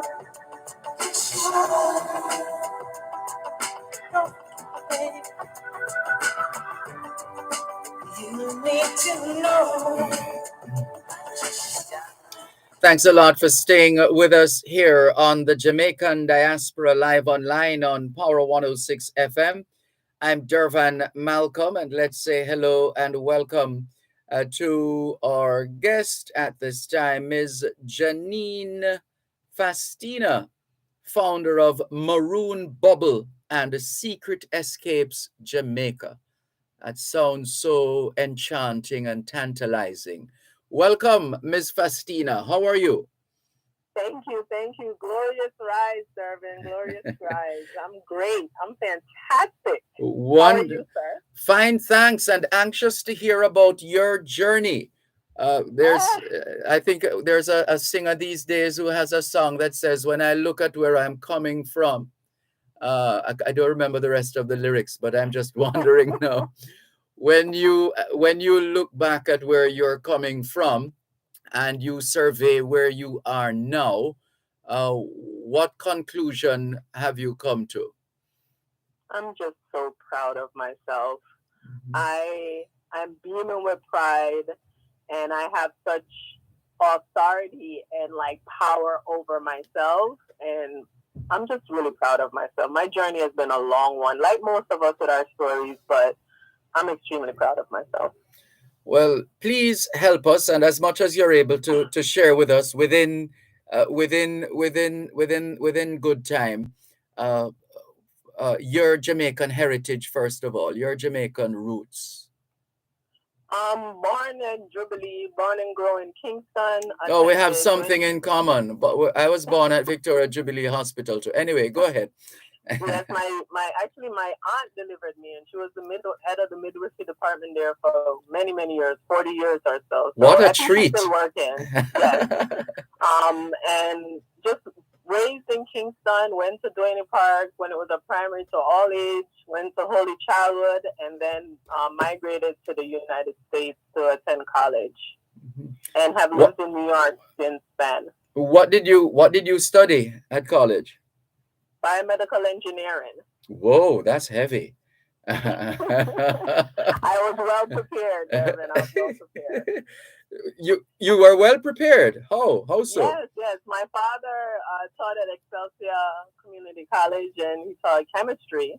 Oh. And so the science was there in the background all along.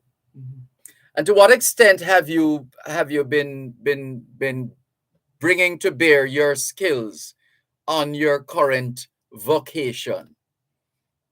Well, interestingly enough, I'm realizing that it's all coming together now. I veered from the past once I went to spend some time at the notorious Dr. Sabi. Mm-hmm. I got to live with him in Honduras for about 3 to 4 months back in 2008.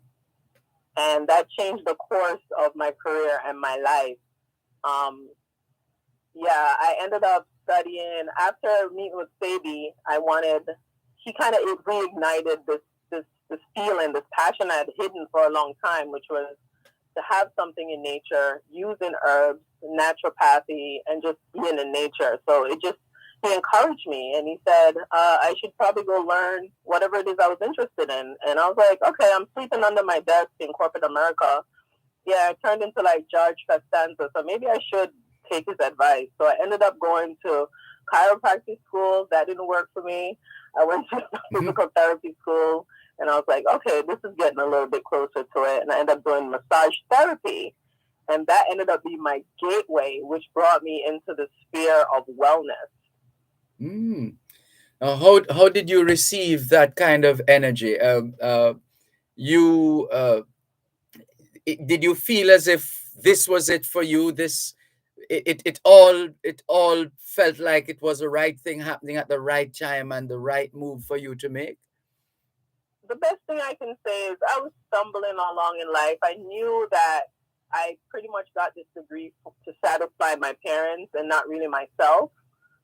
But I wasn't sure where it was going to lead me.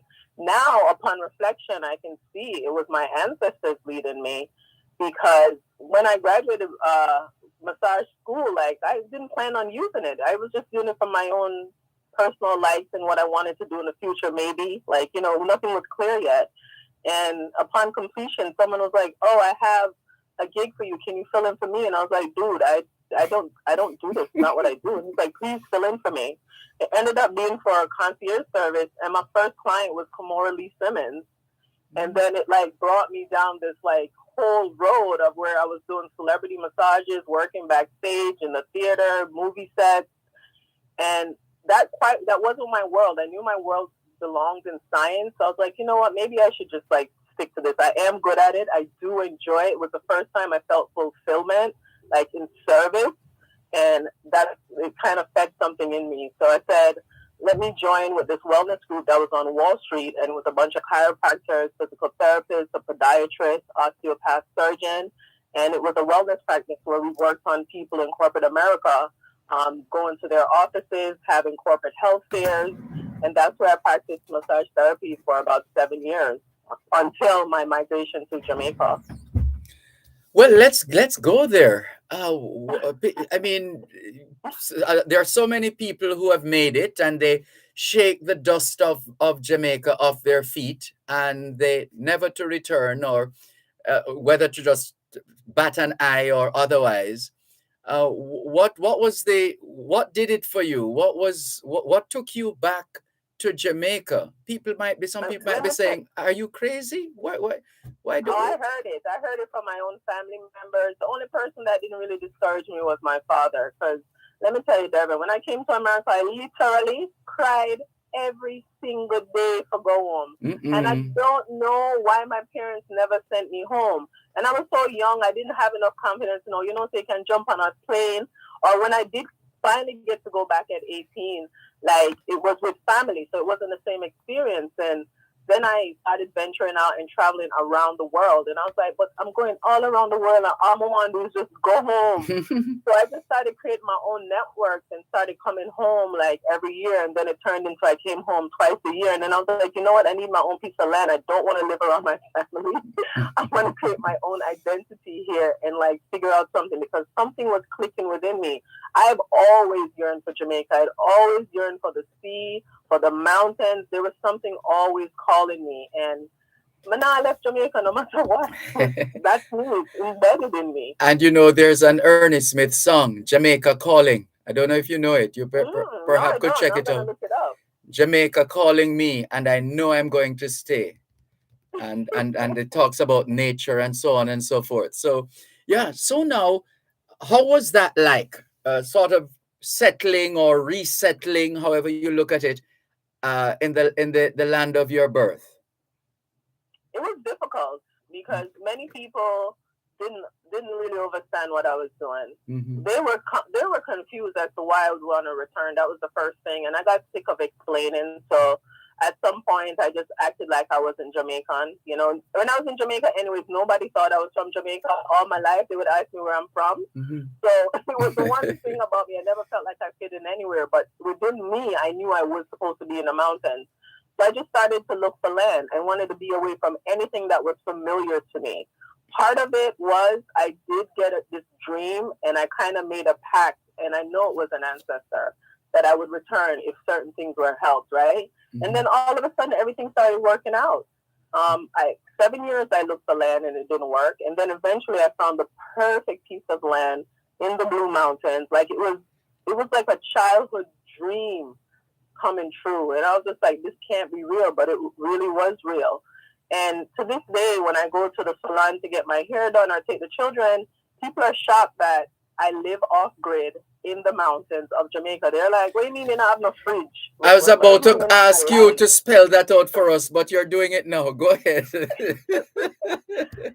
people really, they can't grasp the concept that I want to return to something so basic to them. But to me, it's the fullest way of living.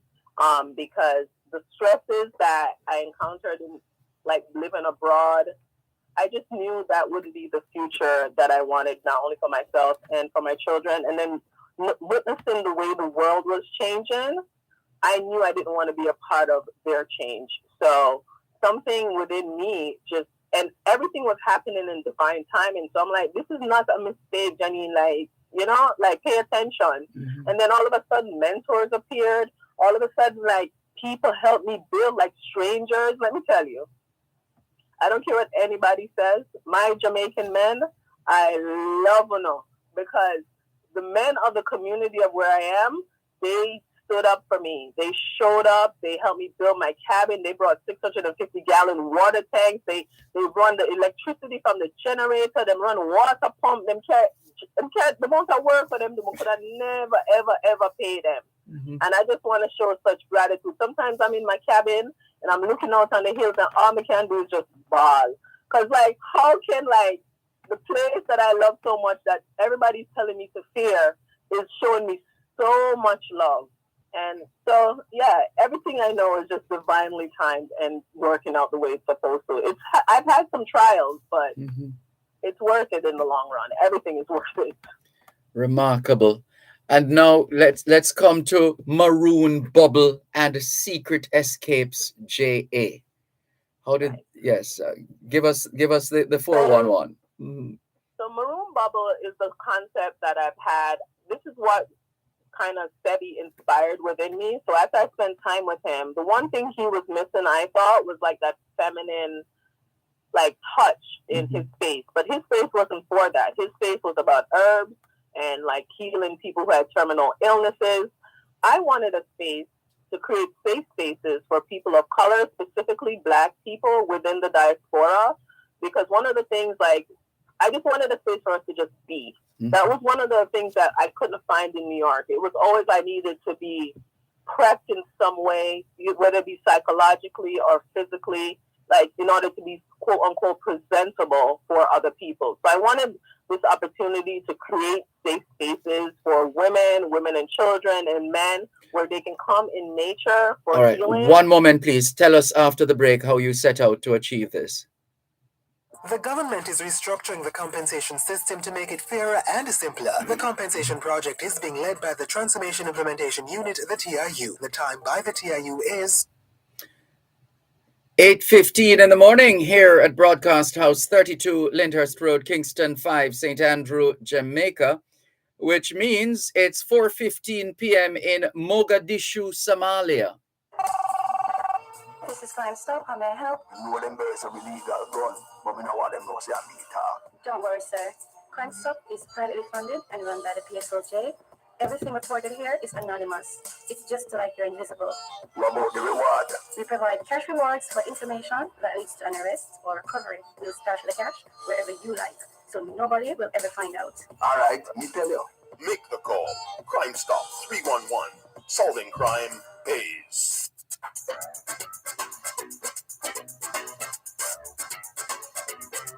Under the Law helps you to know your rights and how the laws of Jamaica can help you defend those rights.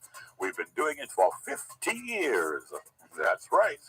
Join us on Thursdays at 6:45 and 8:55 a.m. and at 4 and at 9:55 p.m.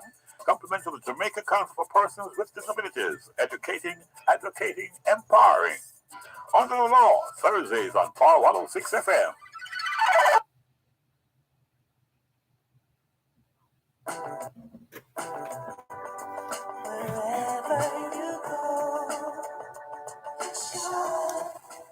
Fascinating engagement in conversation with Janine Fastina, founder of Maroon Bubble and Secret Escapes JA.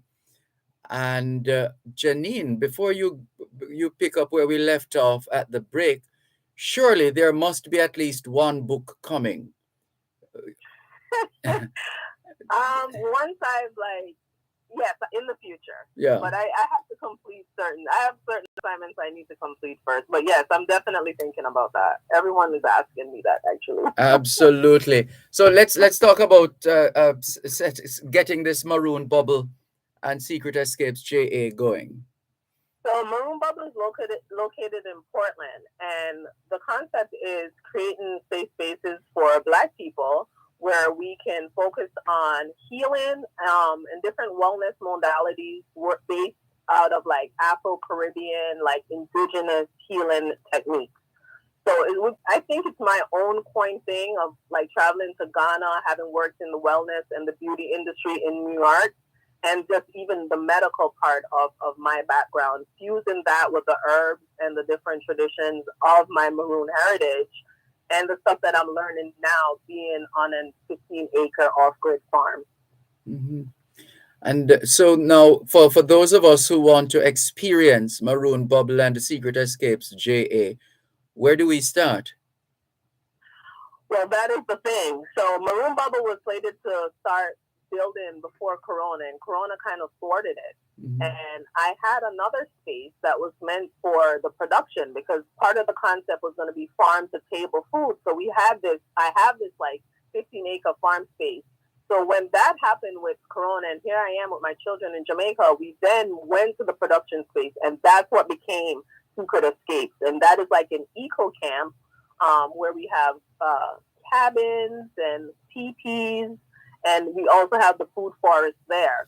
And with that now, it's evolved into this thing where I'm creating an eco village for single mothers for all over the diaspora so they can come with their children and experience like the same things I would have had at Maroon Bubble, just not as high end.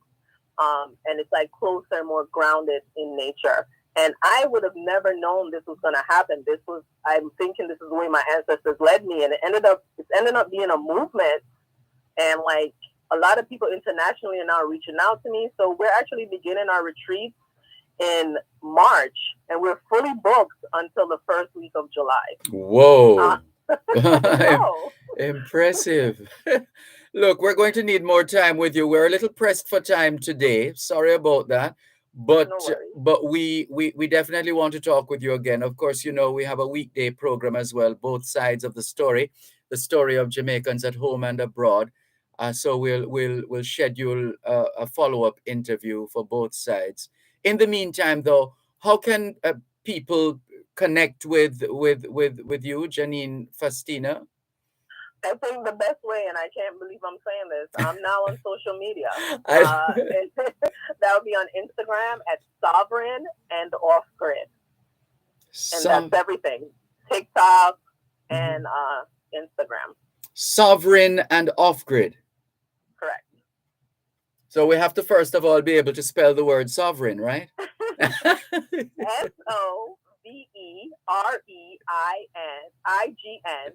the word and OFFGRID.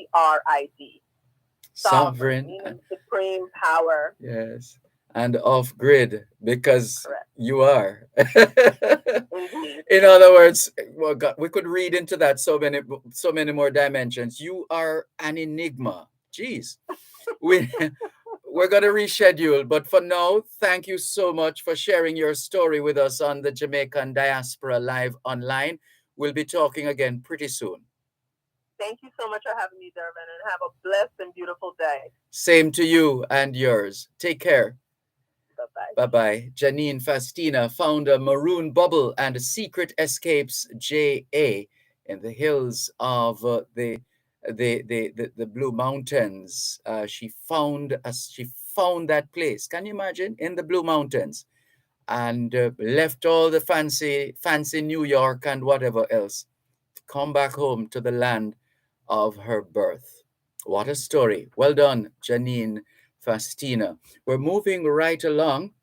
She spoke about finding ways to serve our people, to serve people who can identify with our story.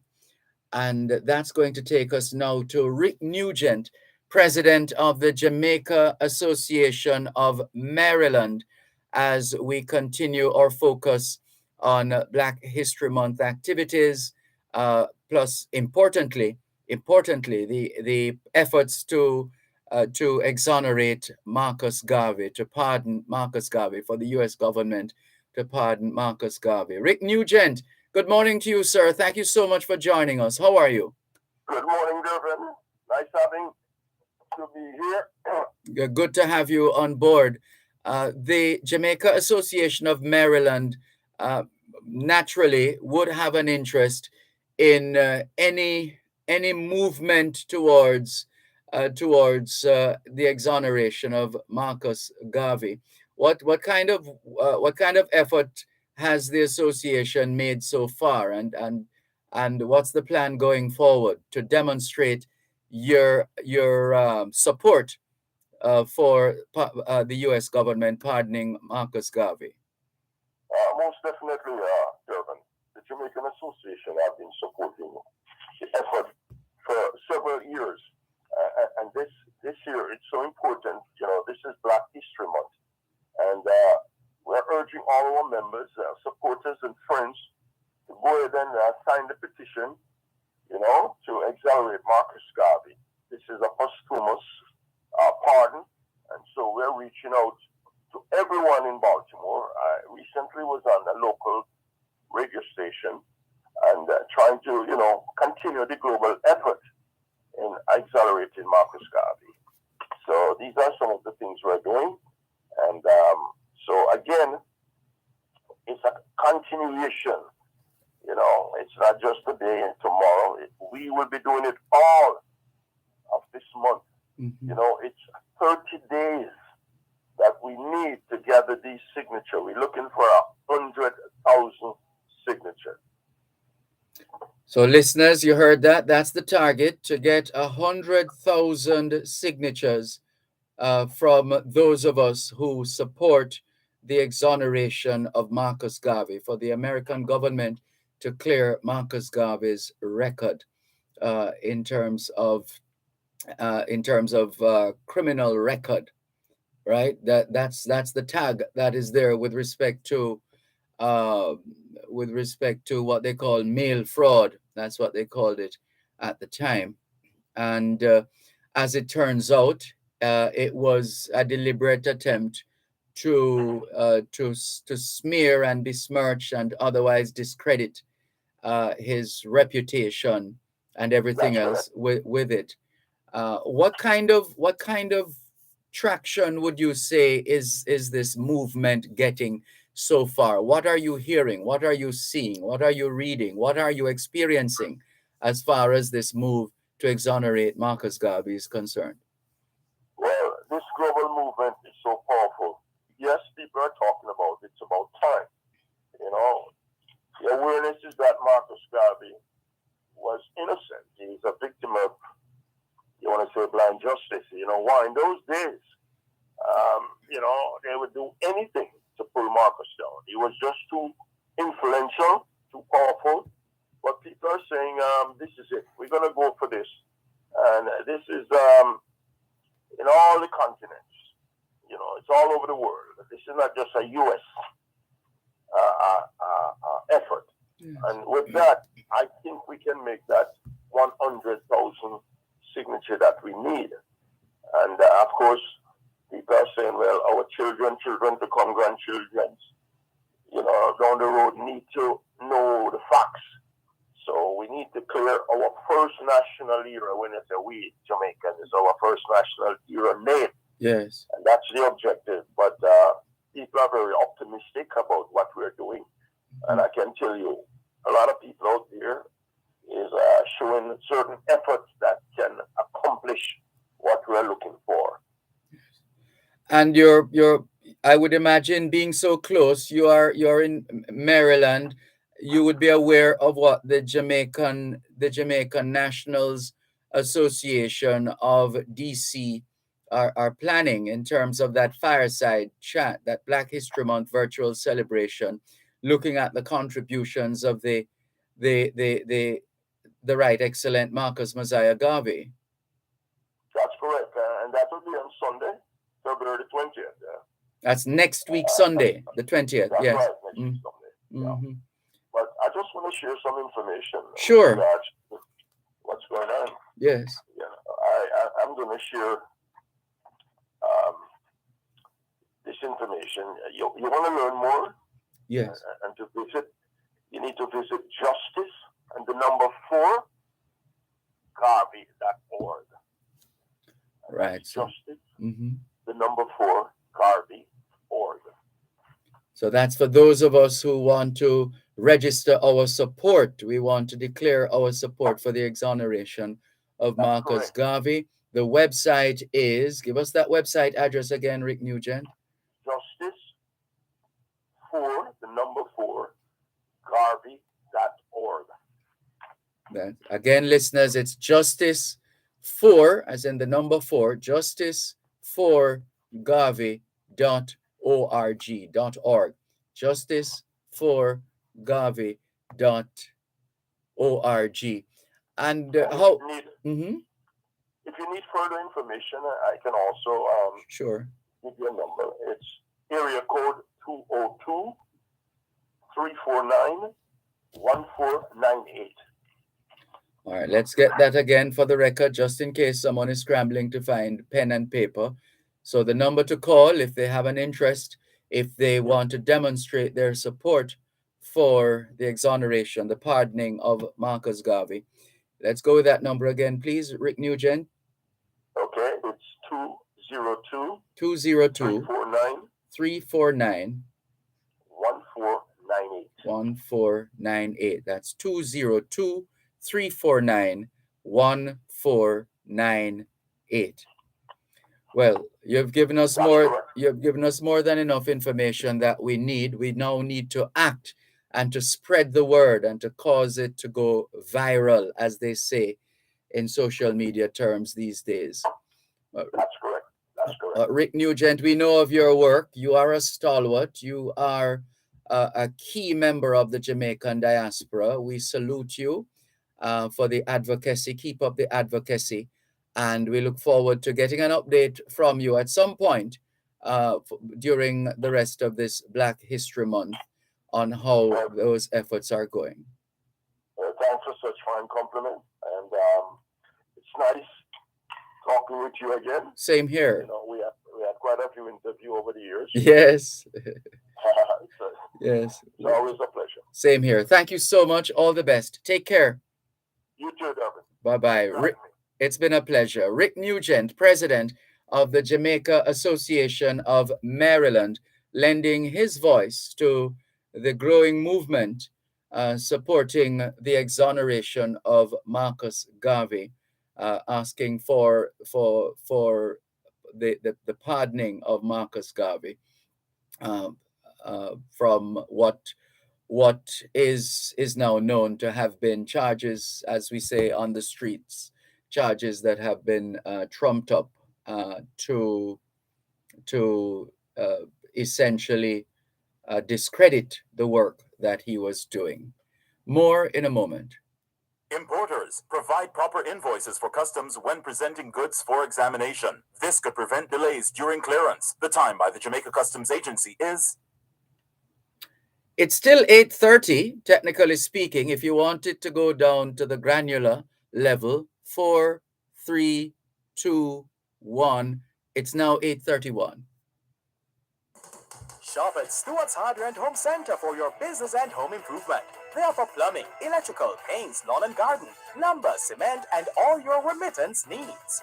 Visit 56 Manchester Avenue, Mayfair, 82 East Street, Old Harbor, Winston Jones Highway, Mandeville, Longville Park, and Lionel Town. For more information, call 876-986-9100 or 876-745-2478. Stewart's Hardware and Home Center, building values. Did you know that the flu can lead to hospitalization and even death? Pregnant women, persons 60 years and older, babies and children, and persons with a chronic illness such as diabetes, asthma, or heart disease are at a high risk for complications from the flu. Get the flu vaccine today. Visit your nearest health center and ask to be vaccinated. The flu is no joke. A message from the Ministry of Health and Wellness. Relive the golden era of reggae and dancehall with the 90s edition of Fame Frequency. This Saturday, get ready to dance to the music of the 90s, mixed by Aaron Cooper, DJ Narity, and Dalton Leaf from 9 p.m. to midnight, plus best performances by General Degree and Ghost. Join me, your host Fresque, in the VIP Zoom Wash Yourself area and live on Fame 95 FM, Hits 92 FM, Radio Jamaica 94 FM, and RETV, or online at onespotmedia.com and on the Fame Frequency Mixcloud channel. That's Fame Frequency Reggae Month 90s Party, sponsored by Smirnoff Vodka, the world's #1 vodka. You must be 18 years or older to drink. Drink responsibly. By the Ministry of Culture, Gender, Entertainment, and Sport, and by Grace Tropical Rhythms. Join the rhythm. Wherever you go, In tribute to Jamaicans in the diaspora, wherever you go, you shine. You make us proud. Despite our challenges at home, you never give up on us. Our sincere thanks. wherever you go,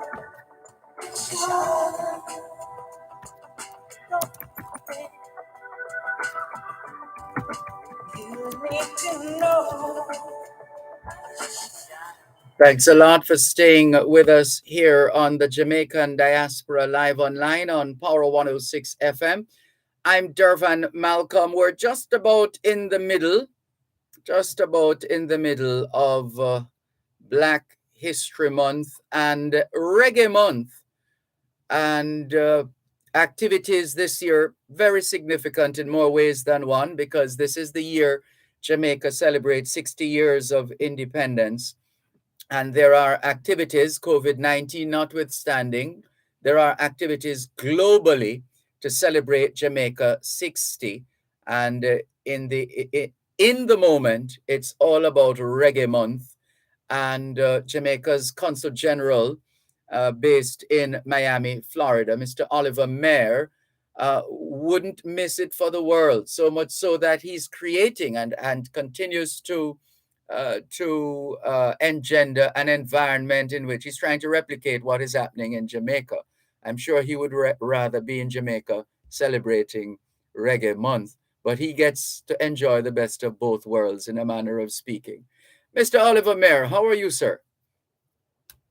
Sir Dervan, how are you doing? So happy to be on the program, and good morning to all your listeners.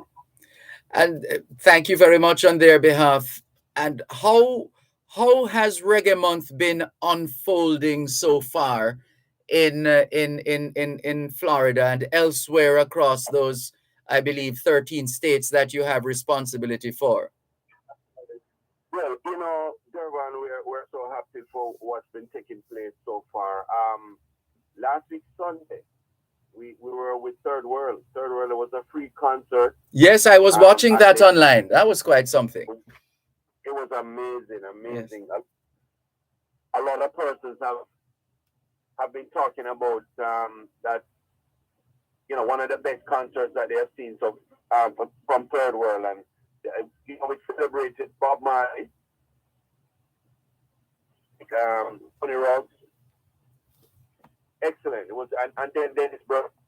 Mm-hmm. And people just, Dervan, it was a good look for Jamaica, and people were singing songs. Sorry, there's a bit of fluctuation in the audio coming from your device, Mr. Mayer. We're not. 1 second, Dervan. Let me. Yes, please, because we really want to get a feel of how things have been unfolding, and want to help to paint a picture of how widespread the celebrations are of Black History Month, which is a special, extra special because of the Jamaica 60 celebrations, which form the canopy or the big tent under which all other activities will unfold. And so we're anxious to learn more. So yes, please. So you're talking about the Third World. Was it a Third World, the Third World concert? Yes, it was a Third World concert, and we celebrated, of course, Third World music and Bob Marley, Mm-hmm. Dennis Brown, and Bonnie Ruggs.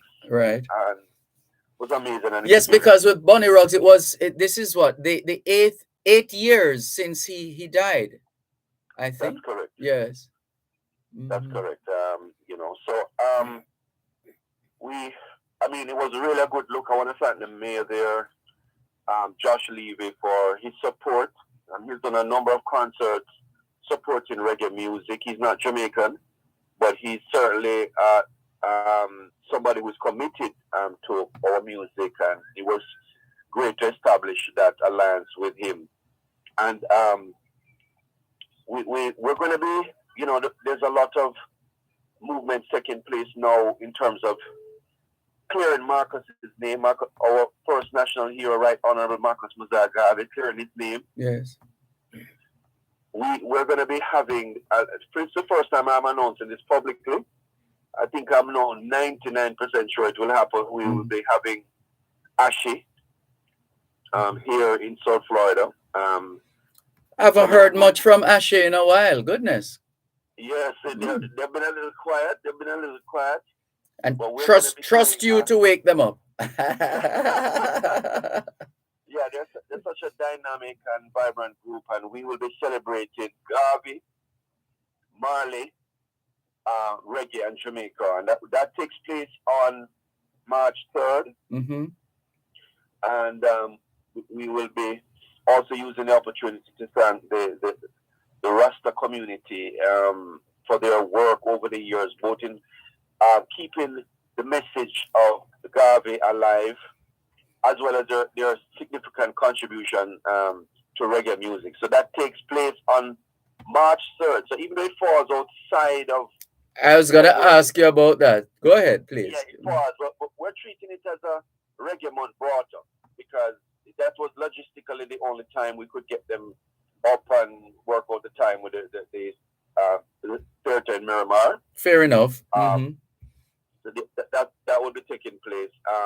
Later on in the month, we'll be doing a major watch party with there's a final show. Well, let me allow you, I don't know if Jamaica's announced it yet, but the final show they'll do on February 27th.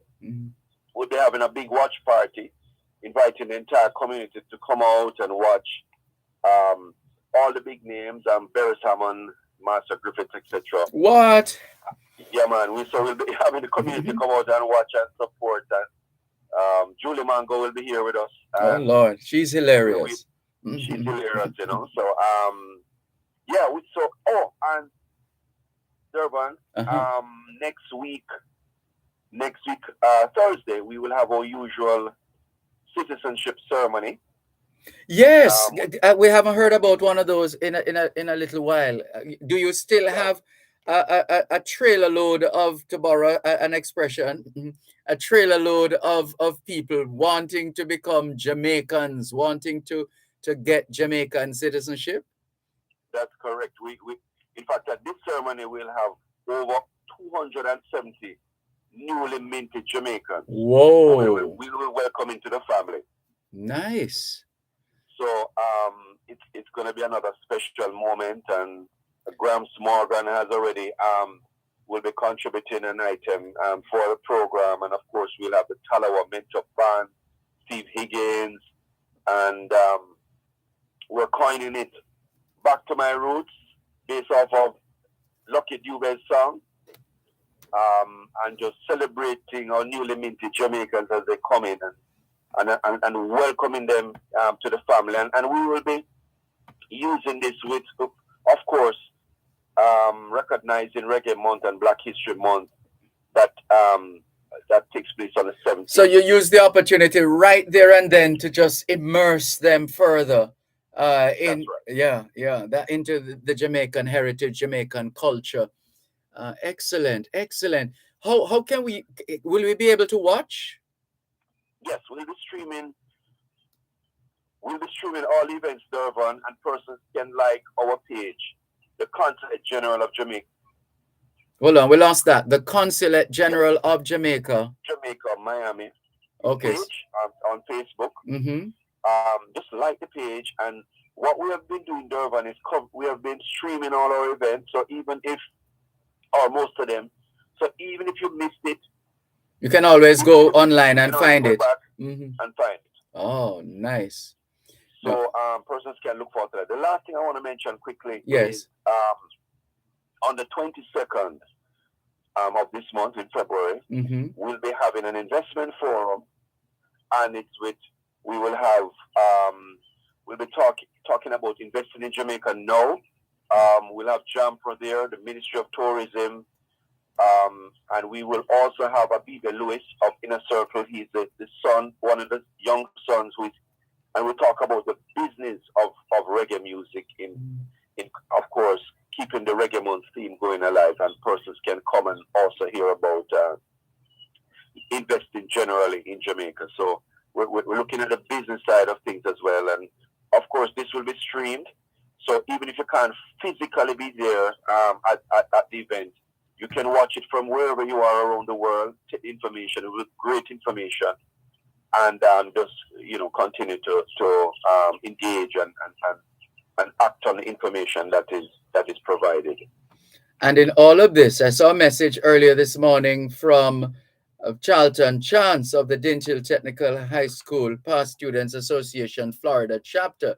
He told me that he was with your High Five 5K crew in terms of, so you that obviously has become an institution now.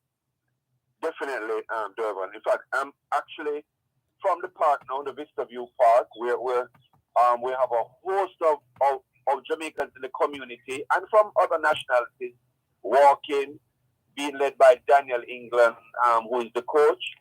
And we're getting ready for our high 5K walk run that takes place on May 7th. And persons can register. The portal has been opened.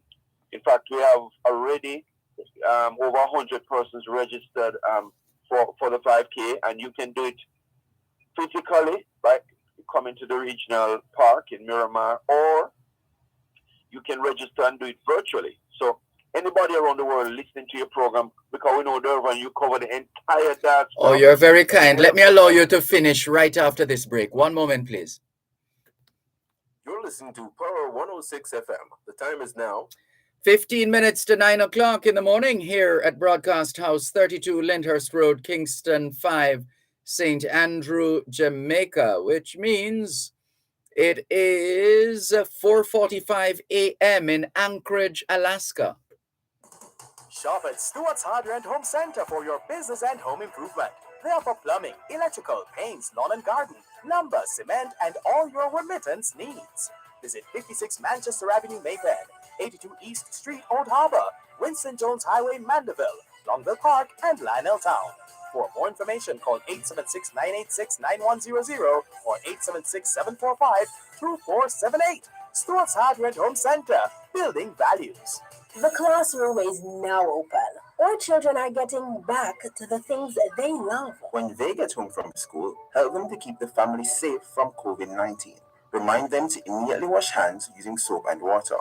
Remove uniform, turn inside out, and place in a container used to store dirty clothes. If the uniform will be worn for a second or third day, hang it in the sun or air dry. Shower immediately if possible. Throw away single-use masks or place reusable ones in container used to store dirty clothes. Stay away from family members if they are not feeling well. Continue to frequently wash hands with soap and water. And always wear a mask when leaving home.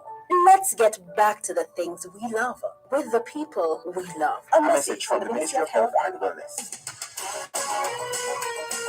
Manage your waste and save. Learn more about various wastewater systems for farms and residential use, assistance in getting NEPA licenses, and monitoring and characterization of your wastewater.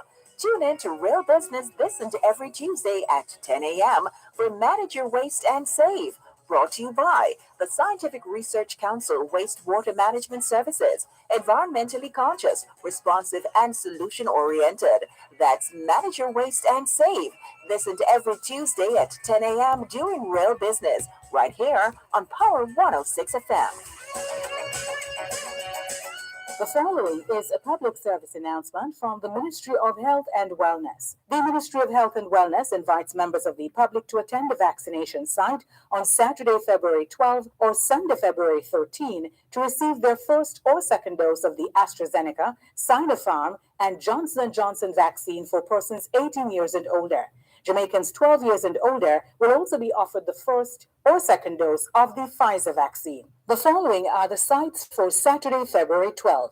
Portland, Neville Antonia Park, 9 a.m. to 4 p.m. Kingston and St. Andrew, 9 a.m. to 3 p.m. St. Joseph's Hospital, Doheny Park Health Center, Harborview Health Center, or Fontana Pharmacy, Barbican and Waterloo, 10 a.m. to 5 p.m. St. Catherine, 10 a.m. to 3 p.m. Greater Portmore Health Center, St. Jago Park Health Center, Old Harbor Civic Center, or the Linstead Anglican Church. Clarendon, Edwin Allen High School, 10 a.m. to 4 p.m. St. Elizabeth Black River Health Center, 10 a.m. to 3 p.m. Westmoreland, 10 a.m. to 3 p.m. Royal Medical Center, or the South Central Medical Center. St. James, Montego Bay Comprehensive Health Center Type 5, 10 a.m. to 4 p.m. And Hanover, Lucy Health Center, 10 a.m. to 3 p.m.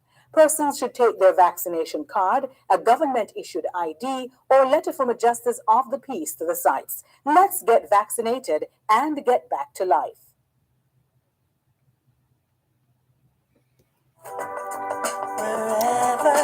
Thanks a lot for staying with us here on the Jamaican Diaspora Live Online on Power 106 FM.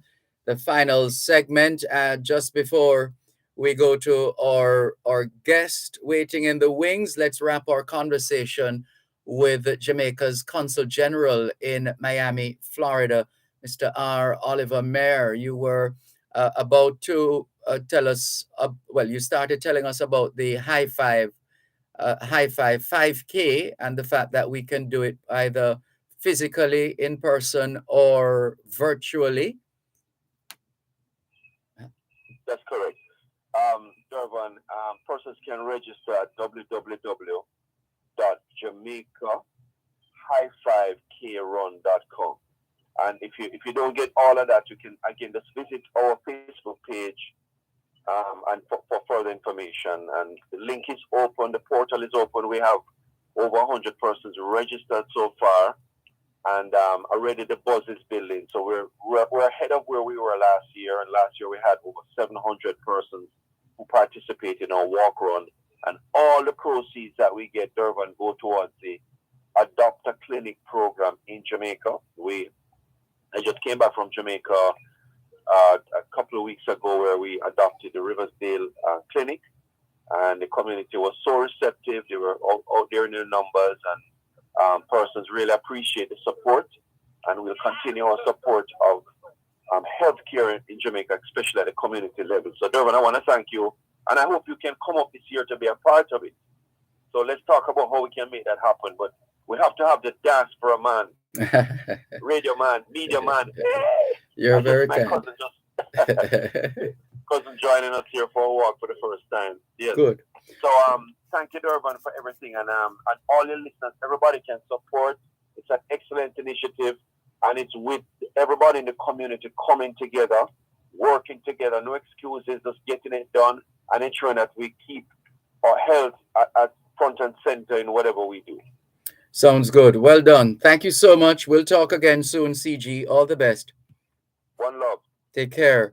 Oliver Mayer, Jamaica's Consul General based in Miami, Florida, giving us an update on a range of events, not least of all Reggae Month related events. Today is a big day again for Reggae Month 2022.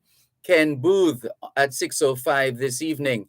Cat Core at 6:30. And then Young Reggae Ambassadors at 7:30 this evening, all live on the PBC Jamaica website and their social media pages as well. Jam Vision live, JCDC's Facebook page, the Ministry of Culture, Gender, Entertainment and Sport Facebook page, and the Minister's Facebook page, the Honorable Olivia Babsy Grange's Facebook page. You can follow Reggae Month activities on all those pages, and enjoy Reggae Month 2022. Let's go now. Speaking of reggae, which means we're speaking about music, let's find out now about the Jamaica International Independence Foreign Song Competition, and who better to tell us about it than the magnet behind it, Mr. Garfield McCook. Good morning. How are you? I am doing good, Dervan. Good morning to you also. Great. Thank you so much for joining us. What sparked your interest in starting this Jamaica International Independence Foreign Song Competition? Well, being an avid reggae enthusiast here in the diaspora, we found or realized that we needed a platform for ourselves, for artists like myself in the diaspora, to showcase their talent. And the idea came about 4 years ago. We worked on it, and then finally in 2020, December, we did a launch and had our first event in July of 2021. So it's just try to find a platform that we here can also partake and share our love for reggae during our independence celebration. So help us to understand how the organization functions. What are some of the things that you have done and are doing or will be doing? Okay, so one of the main things that we will be doing is part of the proceeds we want to donate to a cultural cause in Jamaica. We've been following TVJ's All Together Sing, which is the Jamaica's premier high school choir competition. Yes. And we think that it's good to help to nurture the youngsters from that age and stage. We never know who is going to leave at high school and come out and be maybe a top star in Jamaica or around the world one day. So that's what we want to give back. That's our giving back. Mhm. We're trying to we're involved in different community activities here in the diaspora, and as a young organization, we're just trying to spread our wings to see how we can impact reggae music in Jamaica and around the world. How have you been doing so far in that regard? We've been doing okay, as I say, because we're young. We've identified some young Jamaicans or folks of Jamaican parents here in the United States, in New York. There's one young lady who wants to go on to do some more in music and didn't have the opportunity. So we've identified her, and we're going to try and see how we can send some funds her way so that her dream can become a reality. And for those who would like to be a part of to take you up on the call for applications for the Jamaica International Independence Foreign Song Competition, what do they need to know and what do they need to do? Okay, so first it's open only to Jamaicans living in diaspora or folks of Jamaican descent. So that's the first criteria. Yes. Because we want to separate. We want to keep it international and keep it as in the diaspora. So that's one of the criteria. Mhm. On our website, jiifsc.com, we have applications. We opened the applications up on February 1st. So we're receiving applications between February 1st and April 30th. Folks can go on and apply, pay their $150 US fee, and then submit their MP3 to us by May 30th. May 31st. Mhm. And from there, we'll have the judges will decide on the top 12 songs, and from that, we will have those songs will be aired for fans around the world to then inject their input on what song they think should be the festival song. And last year we had over 5,000 participants or 5,000 fans participating.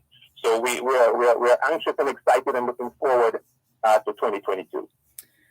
Wow, it sounds like you have a good thing going there. How can people connect? How can they follow the Jamaica International Independence Foreign Song Competition? Okay, they can go to the website jiifsc.com or Linktree, that's LINKTREE/JIIFSC. On the website, you have the Facebook page, you have the IG, you have the YouTube, you have Twitter. Everything is right there on one platform for you to just go and choose, make a choice of your own. Yes, indeed. Well, we choose to say thank you and also to let you know that we're going to be in touch with you as the competition goes on, as you continue to get submissions, etc., with an update or two leading up to the big date, which is May, you said?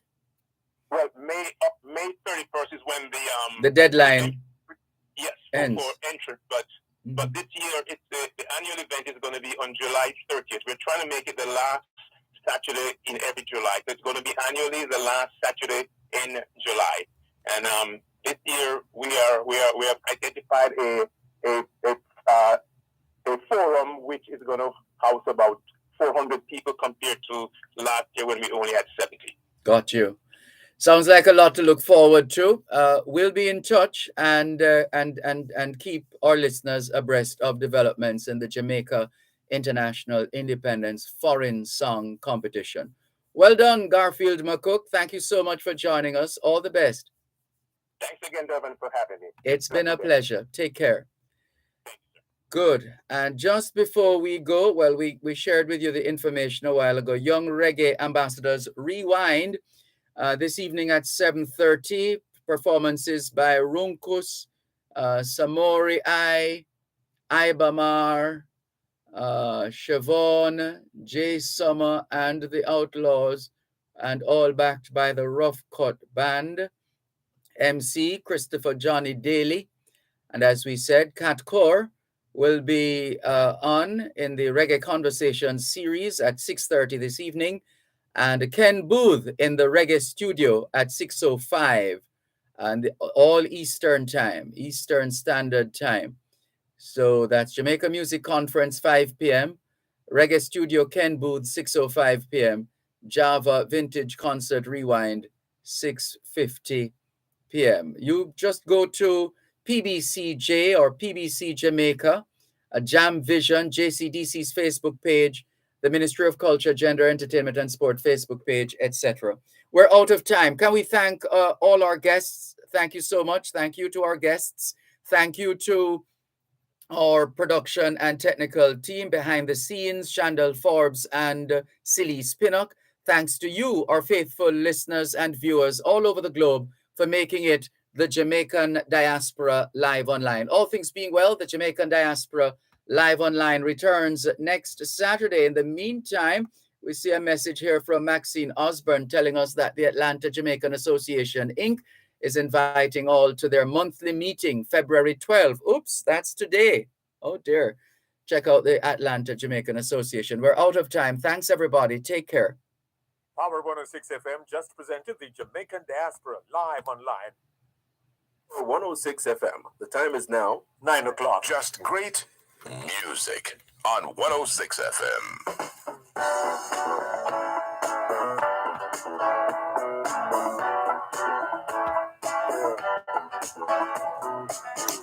Bye.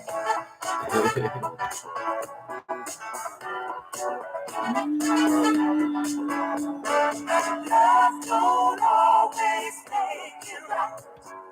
Love can't fill those empty nights.